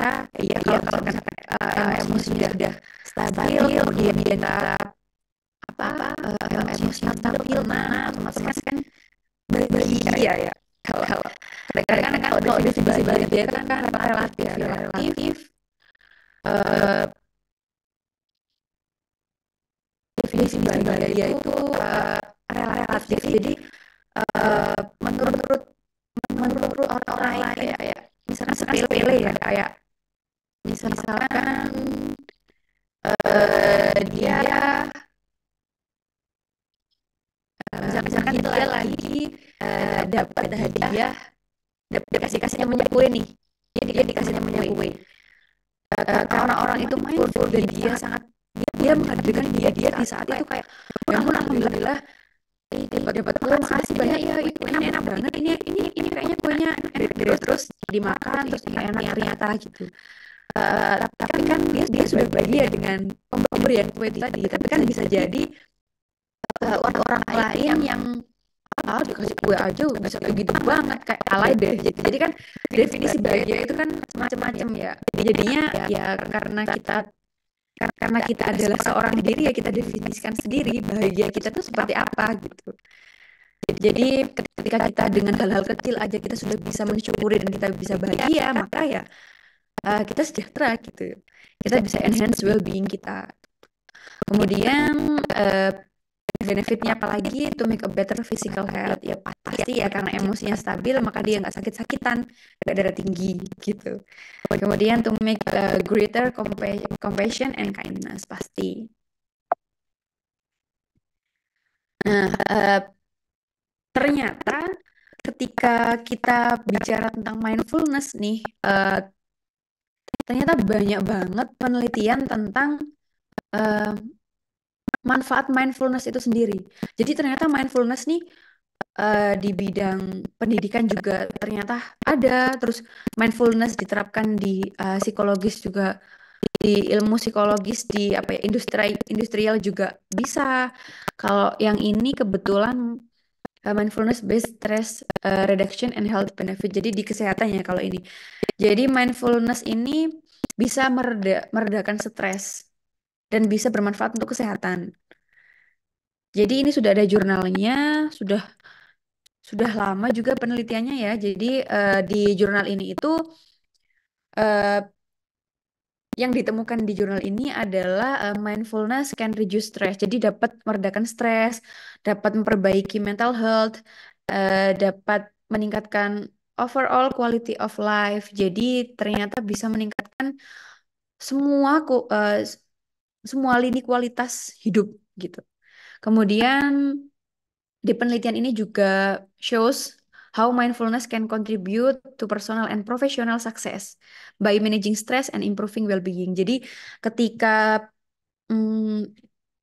ternyata mindfulness tadi kan karena bisa reduce stress, kemudian bisa memperbaiki mental health, kemudian bisa meningkatkan kualitas hidup, maka sejalan dengan kesuksesan orang gitu. Jadi orang yang mengaplikasikan mindfulness di hidupnya, maka orang itu bisa memanage stres dan dapat meningkatkan kesejahteraannya orang tersebut begitu. Sehingga dia dapat sukses gitu. Ternyata orang-orang yang mindfulness banyak yang sukses gitu daripada yang tidak.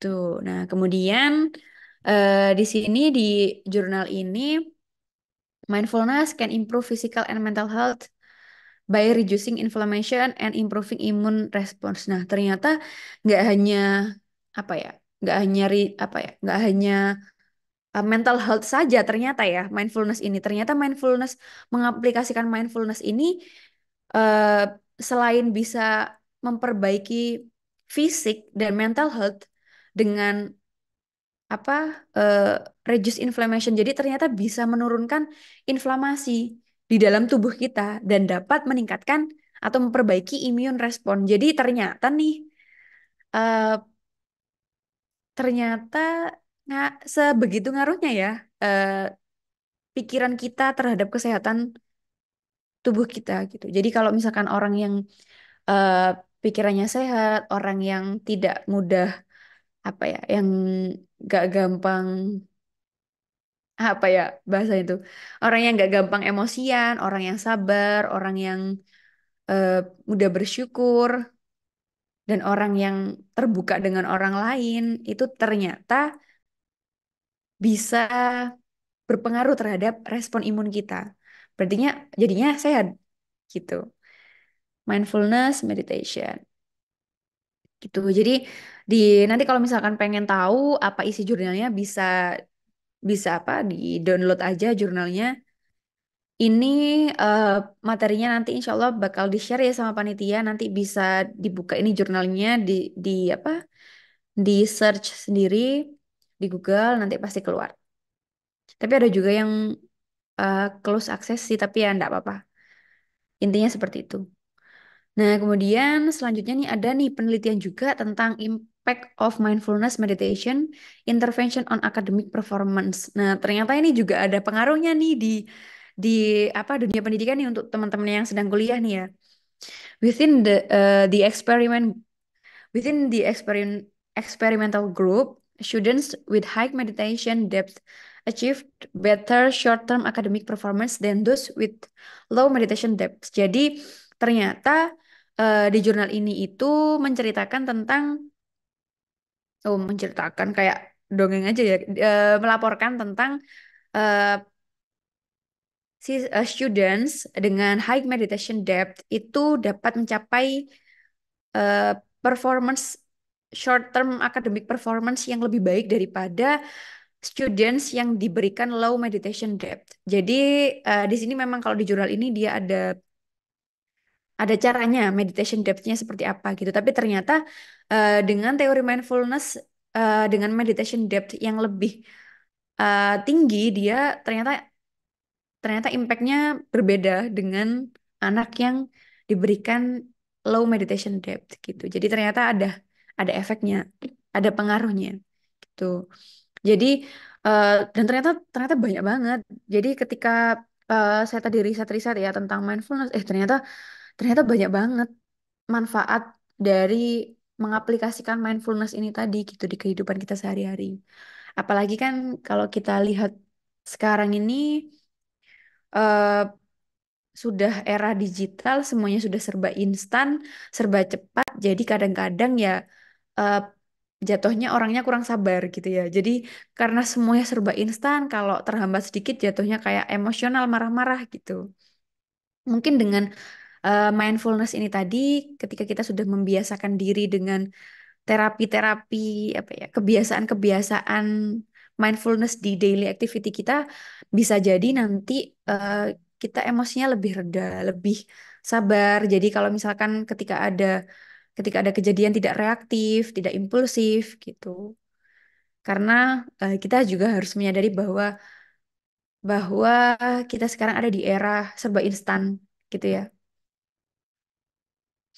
Nah, tadi ternyata sama Kak Nurul ya. Ternyata saya tadi juga apa eh, riset juga ternyata ada platform nih yang bisa bantu teman-teman buat melatih mindfulness.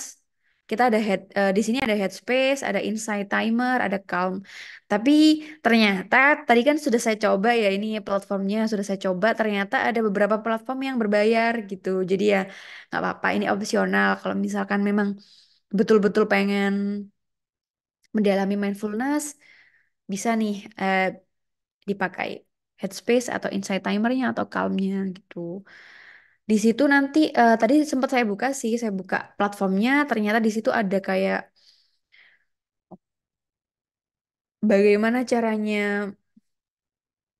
apa mindful apa ya, mindful eating, mindful conversation, mindful apalagi listening dan lain sebagainya. Banyak banget tadi di apa Headspace, Insight Timer sama Calm itu. Jadi jatuhnya kayak materi sih ya, materi terus nanti bisa jadi ada aplikasinya, terus dia ada notificationnya kalau misalkan kita nih waktunya makan, terus kalau makan itu misalkan ada waktunya dan seterusnya gitu.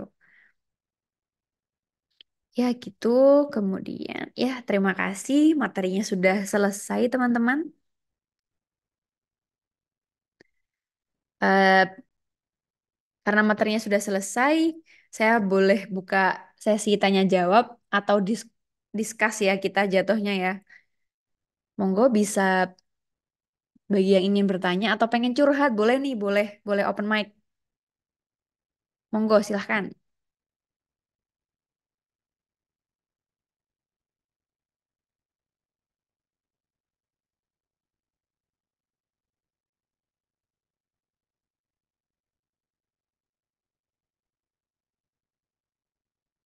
Ada yang ingin bertanya atau pengen discuss nih? Barangkali di yang kuliah di kampusnya lagi ada masalah nih, atau eh, yang sedang bekerja barangkali ada masalah nih sama rekan atau sama atasan gitu.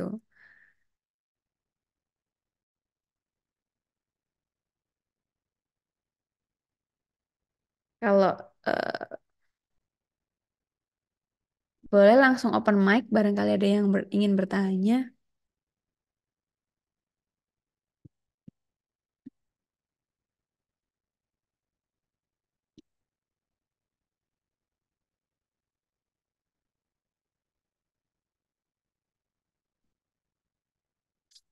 Oh ya, kalau belum ada yang bertanya, apa ya enaknya ya?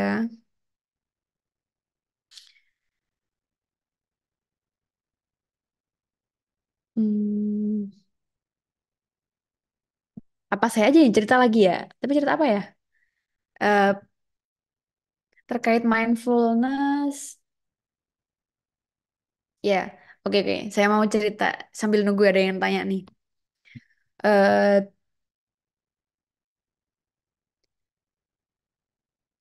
gini. Jadi emang kalau menurut saya emang ngaruh ya, ngaruh mindfulness ini di kehidupan saya sendiri. Ketika saya eh, berhubungan dengan banyak orang, ketika saya berhubungan dengan banyak orang, kemudian ketika apa ya, terkadang karena banyak hal, banyak yang dikerjakan, kemudian banyak banyak problem, namanya juga di lembaga ya, banyak problem, kemudian eh, ketika banyak problem, banyak yang diurusin, terus pikirannya kan cabang-cabang nih, banyak nih. Jadi jatuhnya kita tuh kayak apa ya, menghadapi satu momen tuh kayak eh, apalagi kalau ada yang bikin ada yang bikin problem nih, itu kayak jatuhnya kayak emosional, kayak kayak reaktif gitu. Apalagi kalau kita lagi banyak problem ya. Jadi kayak reaktif gitu. Tapi ternyata ini juga jam terbang ya. Kalau misalkan tadi karena emang exercise-nya banyak, kalau misalkan kita terbiasa latihan tentang mindfulness tadi, maka kita kan cenderung tenang ya, cenderung tenang. Kalau misalkan kita jam terbang untuk menenangkan diri ini tinggi, maka ketika kita ada banyak masalah yang menurut orang itu problem besar, menurut kita tuh jadinya nggak bukan problem yang besar. Itu cuma perlu didengerin, eh, dicari tahu kronologi permasalahannya apa, kemudian kita coba cari plan A, plan B, plan C buat solusinya. baru kita eksekusi gitu. Jadi sebetulnya cuma perlu sabar, tenang gitu dalam menghadapi masalah ya gitu. Apalagi kalau misalkan di kita sebagai manajer itu emang banyak banget. Jadi apalagi tentang SDM ya. SDM itu kan banyak apa ya? SDM itu kan banyak macamnya ya. Manusia itu kan banyak macamnya, maunya banyak, otaknya banyak gitu. Jadi ya bagaimana kita sebagai pemegang keputusan itu menyikapi semuanya gitu. Oh ini kayaknya ada chat apa ini nih ya? Oh dari Kak Lukmanul Hakim. Kak mohon solusi nih mengenai job desk dari tugas KKN diambil alih atau dikoreksi dengan cara divisi konsumsi memberikan contoh ID card. Sedangkan tugas pembuatan ID card itu diemban oleh divisi perlengkapan. Bagaimana Kak cara menyikapinya? Oh, ini ceritanya mengenai job desk-nya divisi konsumsi sama divisi perlengkapan ya. KKN diambil alih dengan cara divisi. Oh, ini ceritanya divisi konsumsi mengenai job desk dari tugas KKN diambil alih atau dikoreksi dengan cara divisi konsumsi memberikan contoh ID card. Sedangkan tugas pembuatan. Oh, ceritanya divisi perlengkapan nih harusnya membuat ID card nih. Tapi kayaknya dia nggak bisa gitu ya. Dia nggak bisa bikin ID card sehingga yang tahu contohnya yang bisa bikin itu divisi konsumsi. Terus divisi konsumsi harus gimana nih? Harus ngasih dia contoh atau bikinin gitu. Gitu Mas Lukman. Gitu bukan?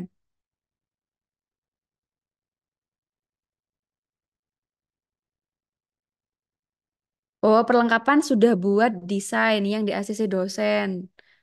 Kemudian mengenai job desk dari tugas KKN diambil alih atau dikoreksi dengan cara. Oh, jadi perlengkapan sudah bikin desain yang di ACC oleh dosen. Terus dosennya udah ngasih nih. Terus permasalahannya ada di tugas KKN.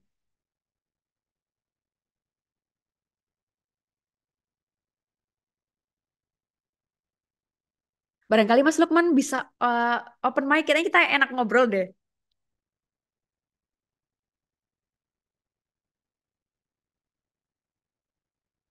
Oh, iya, iya, iya. Nah, eh, kalau di permasalahan yang seperti ini, kalau menurut saya ya, kalau menurut saya yang bisa mengingatkan itu ketuanya. Kenapa? Eh, karena sebetulnya sesama teman itu bisa sih ngingatkan kalau misalkan misalkan Mbak ini kan udah di ACC dosen ya, jadi kayaknya pakai ini aja. Udah di ACC jadi kita nggak perlu ngajukan lagi. Kalau misalkan ada desain baru, otomatis kan kita ngajukan lagi toh untuk mempersingkat waktu biar efisien, biar cepet cetak, biar udah selesai gitu. Ini kan kalau mengingatkan antar teman. Tapi kalau misalkan ketua karena dia secara hierarki dia lebih tinggi daripada divisi konsumsi, mungkin ketika mengingatkan itu lebih enak. Lebih enaknya itu kayak gini, eh, udah Mas, kan ini udah di ACC ya, dari perlengkapan, kayaknya udah itu aja cukup. Nah, kalau dari situ kan kalau ketuanya ngingetin langsung kan enak nih. Gitu, karena dia secara hierarki dia lebih, ada step lebih tinggi daripada si divisi konsumsi tadi. Dan itu ngingetinnya lebih enak gitu. Terus sebagai ketua juga, ya mengingatkan itu pasti harus ada embel-embel. Ini berdasarkan pengalaman ya. Kalau misalkan kita mengingatkan itu harus ada embel-embel. Jadi kadang-kadang anak kan ada yang sensitif, ada yang legowo gitu ya. Yang mindful kan berarti yang legowo ya. Jadi kalau misalkan Mas udah kan ini udah di ACC nih, jadi kayak pakai pakai ini aja. Otomatis dia kan menerima nih ya, menerima kayak oh iya ya udah Mas nggak apa-apa. Ya itu aja yang kan udah di ACC. Akhirnya kan dia menerima meskipun dia udah desain si konsumsi ini tadi gitu. Tapi kalau ada lagi tipe anak yang mudah tersinggung.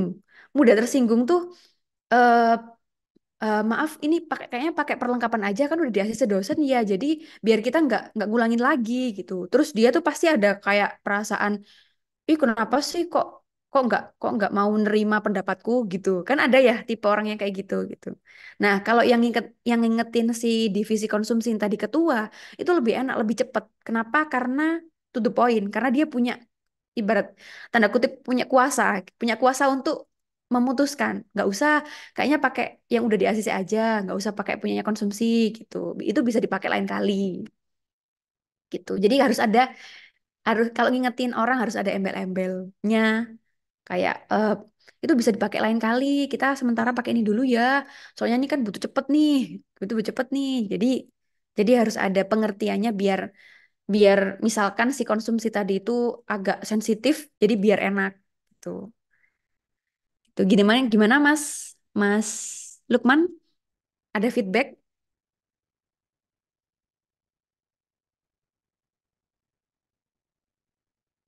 Ya emang kalau apa ya satu kelompok masalahnya pakai foto saya.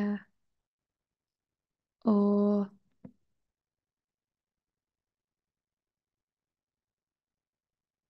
oh ya. Oh itu foto ID card KKN tuh bukannya fotonya masing-masing ya Mas?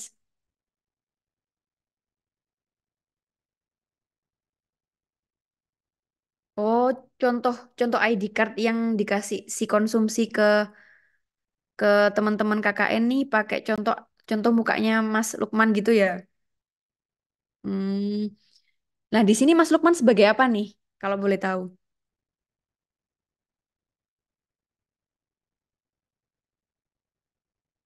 Hmm. Ini kok kayak jatuhnya itu ya, kayak kayak kayak nantang gitu ya. Kayak nantang. Kalau menurut saya ya eh, koordinasi saja sama ketuanya. Kalau ketuanya gimana, Mas? Kalau ketuanya itu eh, sikapnya kayak gimana?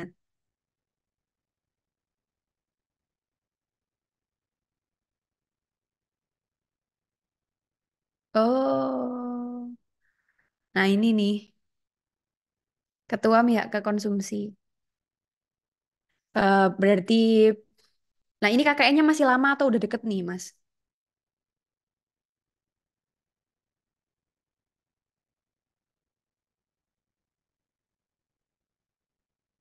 Oh, baru 1 minggu mulai bikin ID card lagi. Padahal udah mulai ya? Hmm, agak aneh sih itu ya agaknya ya. Ya, ya, ya, ya. Oh, ini 1 minggu lagi mulai KKN. Terus KKN-nya tuh sebulan. Terus ini mau cetak ternyata diganti apa desainnya gitu ya. Kalau saran saya sih Mas ya, eh, kalau saran saya ya Mas ya, kalau misal ketuanya memihak ke konsumsi, eh, karena kalau dari segi decision maker kan harusnya memang kan ketua. Jadi eh, Mas Lukman sebagai divisi perlengkapan, ya apa ya Mas, agak ngeselin sih ya ketuanya ya. Eh, Kalau memang ketuanya memihak ke konsumsi, kalau misalkan si konsumsi mau apa naik lagi ke dosennya, mau ngajuin desain barunya, sebetulnya nggak apa-apa. Tapi ya Mas cuma kasih pertimbangan aja di grup itu bahwa eh, ini kan ACC sudah ACC dosen daripada mengulang mengulang lagi, maksudnya itu mengulang ngajuin lagi ke dosen, nunggu ACC dosen. Apa nggak lebih baik langsung dicetak ininya kan ini udah 1 minggu lagi mau KKN. Tapi kalau misalkan ketuanya bilang nggak apa-apa diajuin lagi aja ke dosen pakai desainnya konsumsi ya sudah biarkan. Karena kenapa? Karena eh, oh sudah berjalan. Itu ganti desain tuh alasannya apa Mas? Kok aneh ya? Itu kan udah jalan ya kenapa ganti desain? Iya jadi aneh sih. eh ya wis back to the hierarchy. Jadi gini Mas, kan apa tadi secara hierarki ada ketua, ada divisi lain-lain tuh ya. Kalau misalkan ketuanya udah bilang kayak gitu, terserah ketuanya, udah biarin. Yang penting kalau misalkan tidak merugikan, maksudnya merugikan itu eh cetak kan harus punya biaya juga ya. biaya cetaknya ada, terus kalau misalkan ada yang mau nyetak, ya sudah biarkan. Kenapa? Karena di sini kita harusnya kan memang musyawarah ya.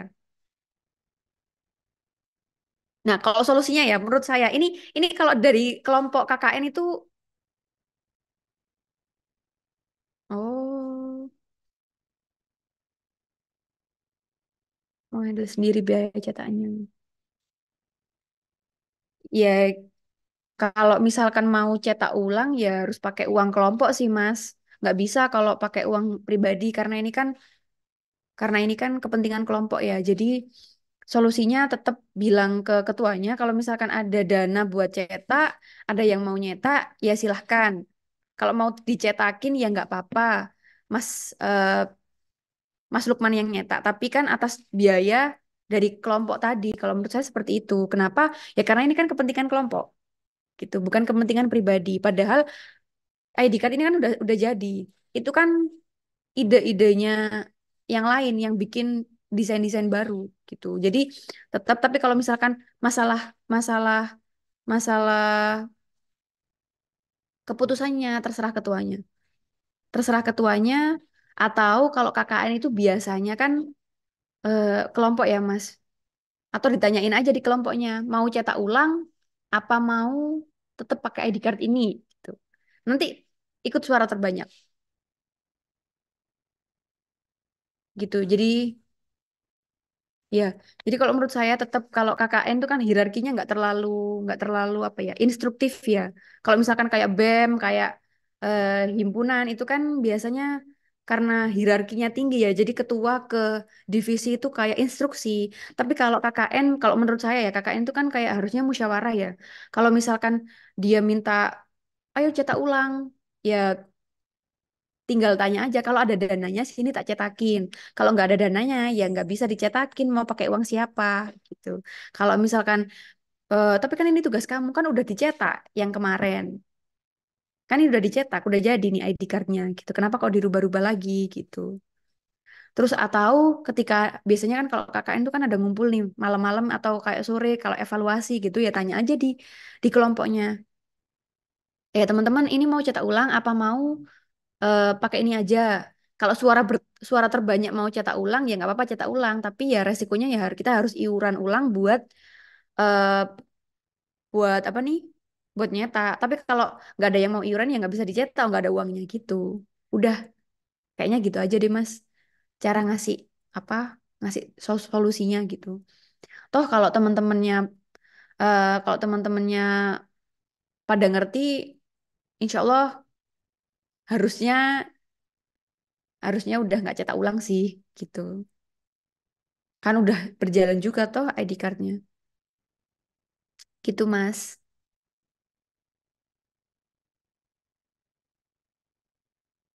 Kalau emang semuanya mau cetak ya nggak apa-apa. Tapi ya tadi iuran. Nggak bisa kalau Mas nyetakin itu pakai biaya pribadi. Gitu.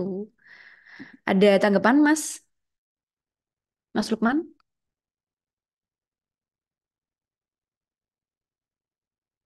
Oh, baik.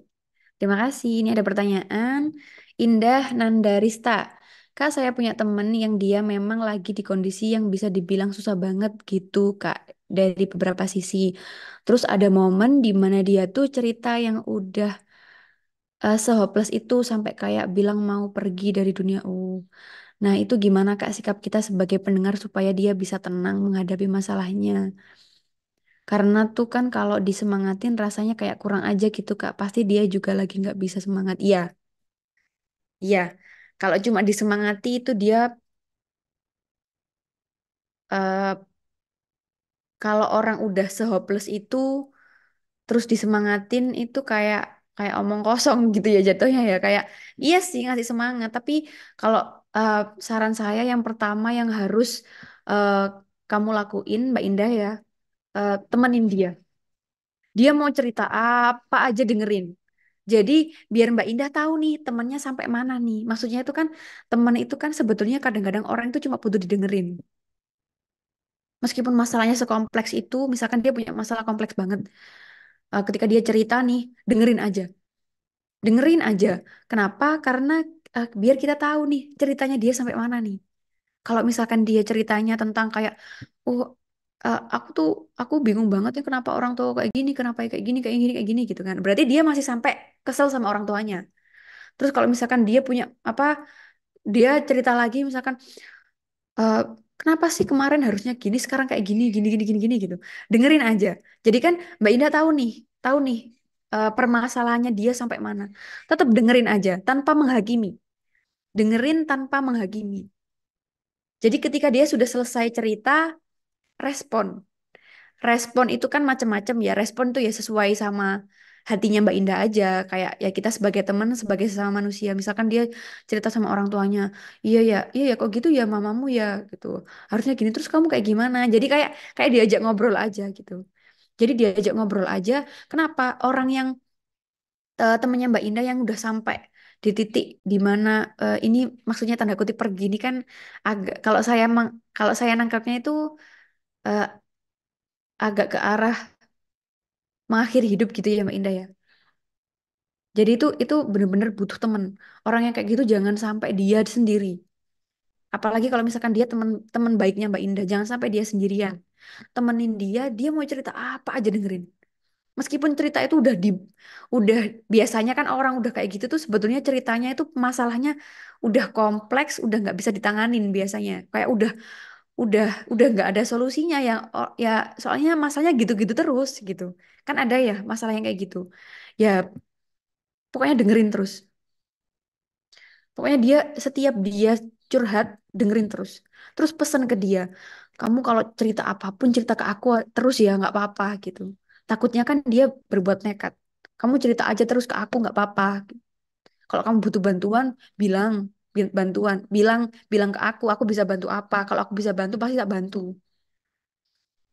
Dia itu butuh temen cerita, dia itu butuh temen, ibaratnya apa ya, dia itu butuh temen buat pegangan gitu. Kalau misalkan nih, misalkan ya kayak kayak saya contohnya, ketika saya ada masalah nih, saya butuh satu orang yang memang bisa dengerin saya, bisa ngerti sama keadaan saya. Misalkan saya punya ibu, saya punya ibu yang bisa dengerin keluh kesah saya, terus yang bisa tak curhatin macem-macem. Dan seorang ibu itu kan eh, bisa memposisikan diri sebagai anaknya ya, karena kita kan anaknya, sehingga dia tuh nggak ada penghakiman apapun, karena aku punya teman cerita kalau aku lagi sedih, aku lagi nangis, aku baliknya ke ibuku gitu. Nah, si temannya Mbak Indah nih, dia butuh orang yang kayak Mbak Indah. Dia butuh butuh temen sekedar cuma buat pegangan aja sebetulnya. Kalau dia lagi cerita, lagi nangis, lagi kayak gimana gitu, dengerin aja. Dia cuma butuh temen buat cerita. Tapi kalau dia udah sampai kalau dia udah sampai melakukan hal-hal yang berbahaya, misalkan kayak dulu kan saya punya teman ya yang tadi ya dia, padahal itu masalah skripsi ya, masalah skripsi dia teman sebimbingan saya, teman seproyek sama saya udah berkali-kali bimbingan, terus ternyata teman saya nih dia eh, nggak bimbingan-bimbingan karena baru ngerjain. Akhirnya dia merasa tertekan karena waktunya juga udah mepet. Akhirnya dia karena anxiety-nya itu dia kan ternyata dia punya anxiety disorder. Akhirnya dia melukai dirinya sendiri. Nah, kalau udah sampai temennya Mbak Indah melukai dirinya sendiri, eh, antarkan dia ke psikiatri atau ke konsultan psikolog. Biasanya ini Mbak Indah ini masih kuliah apa udah kerja nih? Kalau di kampus biasanya di Fakultas Psikologi dia tuh punya punya lembaga gitu ya. Dia tuh lembaga konsultan gitu. Oh, job seeker. Ya. Nah, sekarang kan ada nih platform-platform yang kayak apa eh, platform konsultasi online, platform konsultasi online atau misalkan di daerah terdekat itu ada kayak eh, consulting gitu, boleh diantar ke situ. Kalau udah sampai menyakiti dirinya sendiri ya. Kenapa? Karena itu eh, karena itu udah udah harusnya udah nggak wajar ya Mbak ya, karena mungkin dia saking sakitnya sampai dia udah bingung meluapkan emosinya, meluapkan sedihnya gitu. Jadi karena kita bukan profesional di bidang itu, kita kan cuma bisa dengerin, sama kalau kita bisa nolong ya ditolong, kalau bisa ngasih solusi ya dikasih solusi. Tapi kalau misalkan dia udah sampai menyakiti dirinya sendiri, setidaknya bilang ke dia, ke temannya Mbak Indah, atau ke saudaranya, atau ke teman dekatnya, atau ke misalkan orang tuanya, kalau misalkan bisa ya diajak ngobrol ya bilang kalau misalkan dia udah sampai di situ gitu. Kenapa? Takutnya berkelanjutan. Kalau berkelanjutan ini kan bahaya ya buat buat dirinya sendiri ya gitu Mbak Indah. Kalau Mbak Indah gimana? Ada feedback nggak?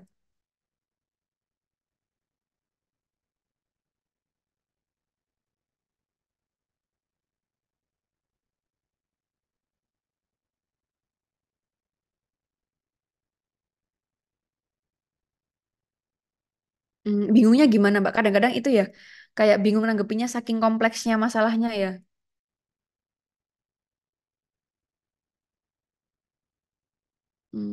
Iya, iya, iya. Tapi sampai menyakiti dirinya sendiri nggak Mbak Indah?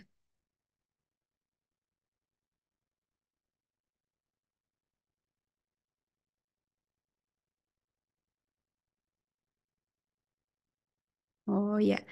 Eh, tapi belum sampai menyakiti dirinya sendiri ya Mbak ya? Oh iya ya ampun. Iya kalau udah nyakitin dirinya sendiri ya emang perlu perlu profesional sih Mbak. Perlu profesional karena ini kan kalau kalau sepengalaman saya kalau sama profesional itu dia kan udah sering nih eh, dia kan udah sering apa nanganin orang-orang yang kayak gitu dan orang kayak temennya Mbak Indah pasti pasti udah sebelum-sebelumnya pasti udah ada juga gitu. Jadi karena kalau psikiatri eh, psikolog itu kan udah biasa, udah pernah pasti udah pernah nanganin kayak gitu. Dia tuh punya SOP, Mbak. Jadi kalau misalkan anak yang kayak gini itu harus cara penanganannya seperti ini gitu. Jadi pasti ada penanganannya dan itu harus profesional, Mbak. Kalau kita sendiri nggak bisa gitu. Kalau dia sekedar bilang aneh-aneh ya eh, dilus-lus, dipeluk, itu sih Mbak. Nggak usah banyak omong. Dia butuh temen.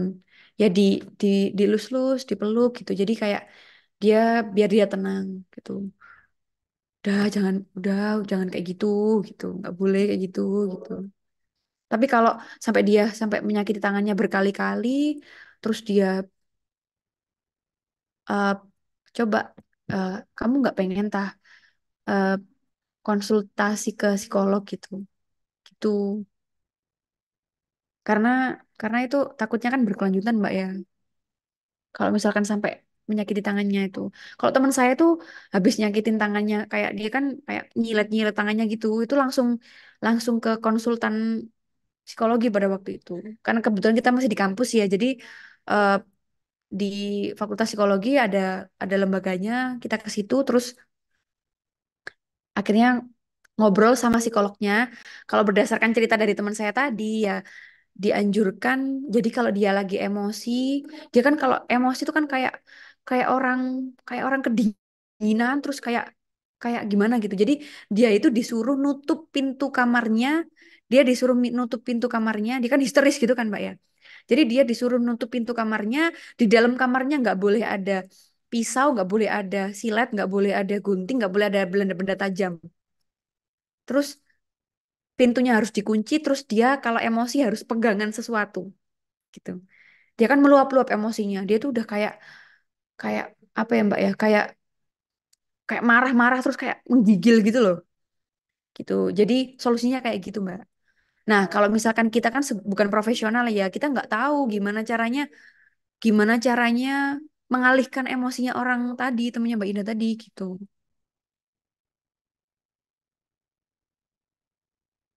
Gitu gimana Mbak? Mungkin nggak kalau misalkan ngasih solusi kayak gitu ke dia?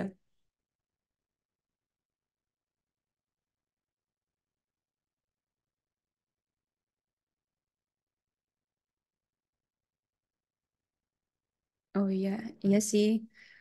Kalau misalkan kita belum berani nyaranin ya memang kapasitas kita ada di nemenin aja Mbak. Temenin aja kalau misalkan dia udah mulai ngomong yang aneh-aneh, dilus-lus, dipeluk kayak ya dilus-lus gitu. Udah gitu. Jadi kayak meredamkan emosinya dia, udah nggak boleh ngomong gitu gitu. Tapi kalau apa eh, belum berani nyaranin ya menurut saya itu yang bisa Mbak Indah lakuin.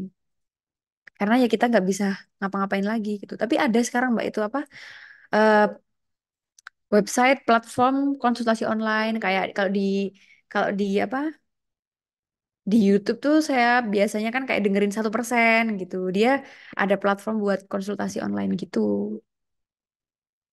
Kalau misalkan nggak bisa nemuin psikolog ya atau psikiater gitu. Menurut saya sih itu sih Mbak. Karena ya gimana Mbak Indah kan apa ya temen ya temen yang emang memberikan sarannya itu terbatas. Kecuali kalau Mbak Indah kan saudara atau orang tua atau eh, apalah mungkin yang memang sangat dekat kan bisa mengambil langkah kayak gitu ya Mbak ya. Kalau kalau temen sih kita cuma bisa nemenin dia jangan sampai dia melakukan hal-hal itu gitu. Gitu sih Mbak. Gimana Mbak Indah? Ada feedback lagi?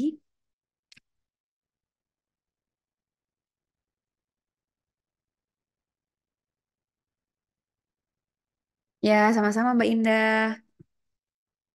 Ya, terima kasih Mas Lukman dan Mbak Indah untuk sharing sessionnya sore hari ini. Mungkin ada pertanyaan lagi dari teman-teman yang lain. Kita curhat nggak apa-apa kok. Karena kan itu memang temanya mindfulness ya. Tuh.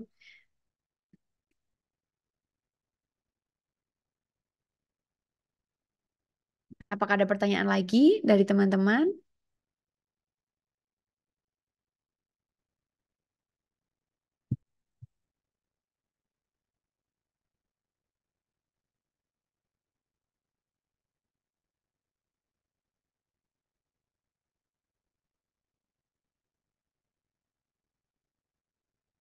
Apakah ada yang bertanya lagi?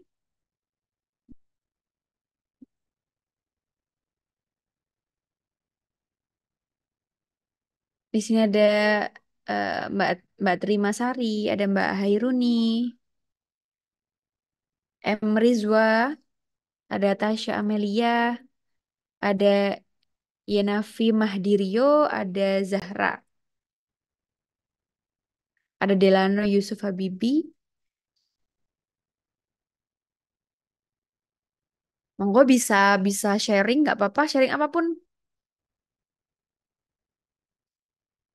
Terus karena ini kita judulnya adalah Talent Hub Job Preparation ya, personal development. eh, Apalagi kayak Mbak Indah tadi yang masih job seeker, saya juga pernah merasakannya ya Mbak ya. Jadi semangat, semangat, jangan jangan menyerah, jangan jangan menyerah, kasih apply sebanyak-banyaknya, apply job sebanyak-banyaknya. Terus saran saya gini, hmm, apalagi untuk fresh graduate, khususnya untuk fresh graduate ya, fresh graduate yang sedang job seeker itu agak kasihan sebetulnya. Kenapa? Karena kita kan minim pengalaman ya. Sedangkan kalau orang bekerja itu banyak yang ditanyain tentang pengalaman. Nah, kalau saran saya, sembari menunggu menunggu panggilan, kita kan lagi nge-share apa ya, nyebar nyebar CV nih, disebar sebanyak-banyaknya. Terus kalau bikin CV sama bikin eh, resume semenarik mungkin dan sesuai yang dibutuhkan saja. Maksudnya itu misalkan orangnya butuh, misalkan kita nge-apply di perusahaan supply chain misalkan. Jadi ceritakan pengalaman di highlight yang tentang misalkan pernah ikut kepanitiaan tentang apa nih namanya? eh, Tentang eh, acara atau tentang perlengkapan atau tentang sponsorship gitu. Jadi yang agak di highlight yang hal-hal yang kayak gitu. Kalau misalkan eh, di di bank misalkan kalau mau apply di bank ya berarti yang ditonjolkan adalah eh, public speakingnya, penampilannya, kemudian eh, apa ya? Ya pokoknya tentang value-value yang bisa dilihat orang lah gitu. Terus kalau misalkan di back office-nya bank berarti ya memang ketelitian kita. Misalkan kita skripsinya tentang tentang pencatatan usaha misalkan ya, tentang pencatatan usaha, ya berarti yang di highlight itu. Jadi buat buat eh, buat pengalaman itu semenarik mungkin. Misalkan kita pernah sebagai divisi perlengkapan misalkan. Sebetulnya kan divisi perlengkapan aja, tapi gimana caranya kita mengemas itu sebagai eh, cerita, jadi divisi perlengkapan eh, menuntaskan apa eh, apa ya, misalkan menuntaskan perlengkapan di acara seminar ini, eh, misalkan menyiapkan perlengkapan di acara seminar nasional bla bla bla gitu. Kemudian berhasil, jadi kayak diceritakannya itu yang apa ya? Yang spesifik, yang spesifik dan itu memang sebuah capaian gitu. Jadi biar itu nanti ketika ada panggilan itu bisa diceritakan sedetail mungkin. Padahal pengalaman kita cuma satu di situ. Atau misalkan pengalaman kita satu, dua, tiga, tapi buat itu se semenarik mungkin dan sekomunikatif mungkin. Ya gimana ya, karena kita kan fresh graduate, kemudian job seeker, jadinya kita terbatas mau nge-share pengalaman kerja yang kayak gimana gitu, iya kan? Tapi tetap untuk public speaking seninya ini perlu dilatih. Dilatihnya dengan kita ngobrol di depan cermin, kemudian ketika kita uh, diem-diem ya kita coba ngobrol kayak ya terima kasih, selamat pagi Bapak. Nama saya, perkenalkan nama saya ini, saya bisa dipanggil gini. Saya tertarik apply di perusahaan Bapak karena bla bla bla gitu. Jadi itu kan kalau nggak latihan nggak bisa. Kalau nggak latihan kaku gitu. Pokoknya semangat terus karena job seeker itu emang eh, gampang-gampang susah, nggak sih? Susah-susah gampang gitu ya. Jadi yakin aja pasti dapat tempat sesuai yang kita inginkan dan sesuai kapasitas kita. Gitu. Semangat pokoknya ya para job seeker. Tetap sembari menunggu apa panggilan, tetap diasah terus value-nya, tetap diasah terus skill-nya. Kenapa? Karena gini, kadang-kadang kalau kita nunggu panggilan tuh kayak itu lengah tuh kayak ya udah kita HP-an tiduran terus apply lagi, sehari apply 2, apply 3, atau sehari apply 5 gitu. Terus kalau udah ya udah kayak udah capek nih main HP. Padahal waktu tunggu kita itu sebetulnya juga berharga. Misalkan kan kayak kemampuan bahasa Inggris kurang nih, berarti aku harus ambil course atau aku belajar dari YouTube. YouTube sekarang tuh banyak banget.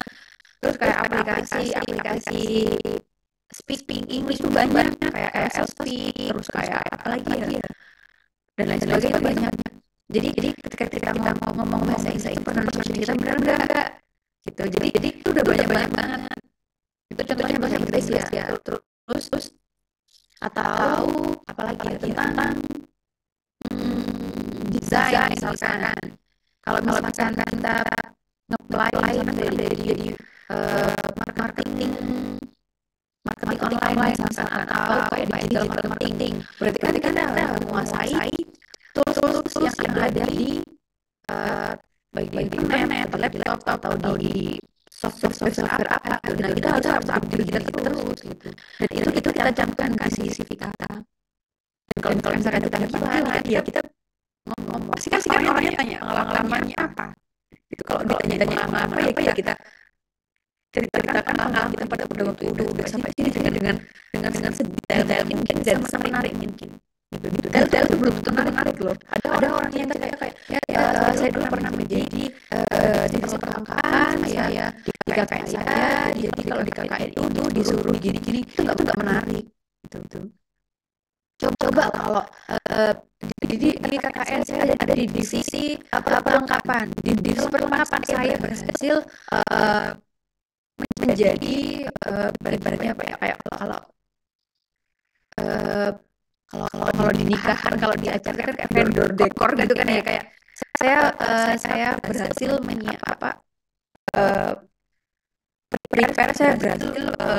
prepare perlengkapan acara pembukaan KKN, kemudian acara seminar dengan warga sekitar. Saya berhasil menyiapkan perlengkapan untuk pemberangkatan KKN. Saya berhasil gini-gini gitu. Kemudian ketika ada permasalahan, saya menemukan permasalahan di perlengkapan adalah ini, sehingga evaluasi seperti ini solusi yang bisa saya dapatkan adalah ini gitu. Itu menarik. Kenapa? Karena dia problem solvingnya ada gitu. Jadi dia nggak hanya sekedar cerita. Coba kalau dia cerita, ya saya dulu pernah menjadi divisi perlengkapan di KKN saya dulu KKN di Jawa Timur, saya KKN di tempat ini, kemudian di sana ada program ini, itu orangnya nggak butuh informasi itu gitu. Coba coba diasah lagi gitu. Jadi kayak sekarang kan ada nih kayak influencer-influencer yang emang berkecimpung di bidang HR, misalkan kayak Vina Mulia, terus kayak apa lagi ya, banyak ya, banyak itu. Gitu. Jadi sering-sering lihat kayak gitu, kemudian diaplikasikan. Sering lihat kayak gitu, diaplikasikan gitu. Itu sangat, menurut saya ya, itu sangat bermanfaat. Sembari kita menunggu panggilan. Daripada kita nunggu panggilan, terus kita tiduran, terus kayak, oh nggak dipanggil-panggil ya, nunggu, terus nunggu esokan hari lagi, nunggu keesokan harinya lagi, itu kayak kita sayang waktunya gitu. Padahal waktu-waktu itu kan kita, sebenarnya kan waktunya berharga ya sebetulnya ya, gitu. Jadi kita manfaatkan semaksimal mungkin. Terus kalau yang desain, misalkan di marketing manager, misalkan di marketing online atau digital marketing, ya berarti kita harus harus up to date dengan tools-tools. Misalkan kita pakai Canva atau misalkan kita pakai AI yang lain. Misalkan, oh ternyata AI ini kalau bikin pamflet kayak gini ya.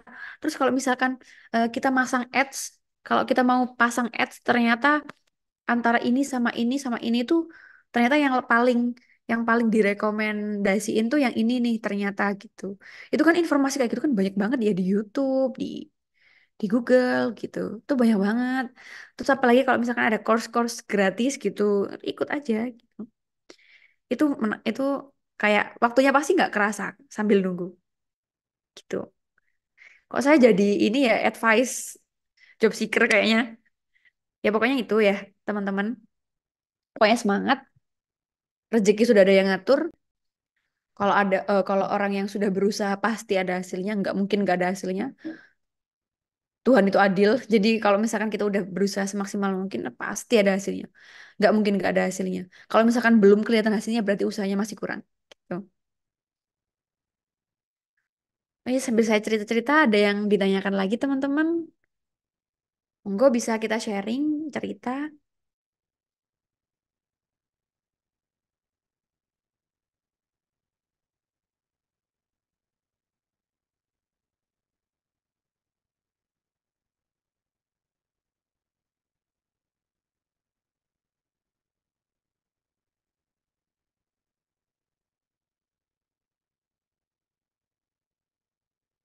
Ini mayoritas fresh graduate atau sudah bekerja atau masih mahasiswa ya ini mayoritas.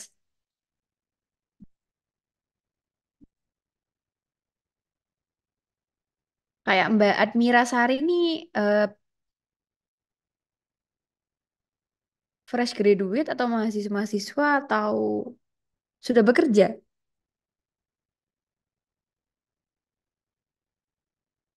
Oh, Mbak Adrima Sari. Oke, kalau Mbak Hairuni ini cowok apa cewek ya? Oh, lagi nunggu wisuda. Selamat ya, Mbak Zahra. Semoga lancar wisudanya. Jangan lupa diabadikan momen wisudanya karena momen langka itu harus diabadikan.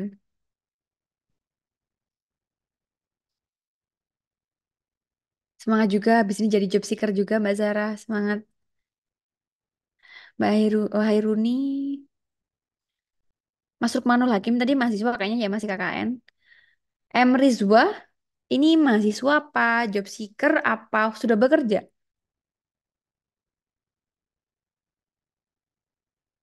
Terus Tasya Amelia, Yenavi Mahdirio. Yenavi Mahdirio. Terus kita semoga cepat dapat kerjaan yang apa lagi job seeker. Semoga dilancarkan segala urusannya ya. Karena kita uh, sudah selesai materinya. Sepertinya juga belum ada yang mau bertanya lagi.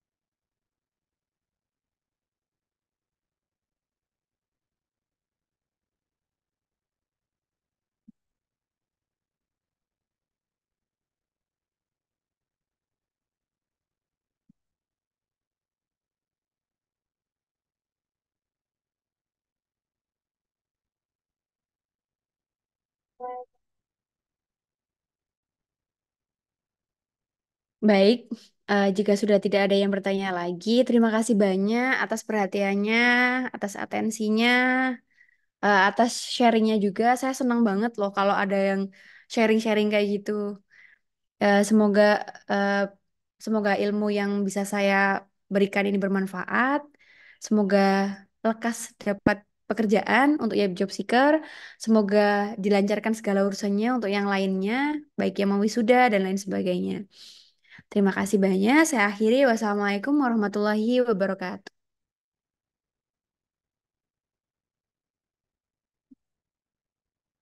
See you. Mohon izin, Lev.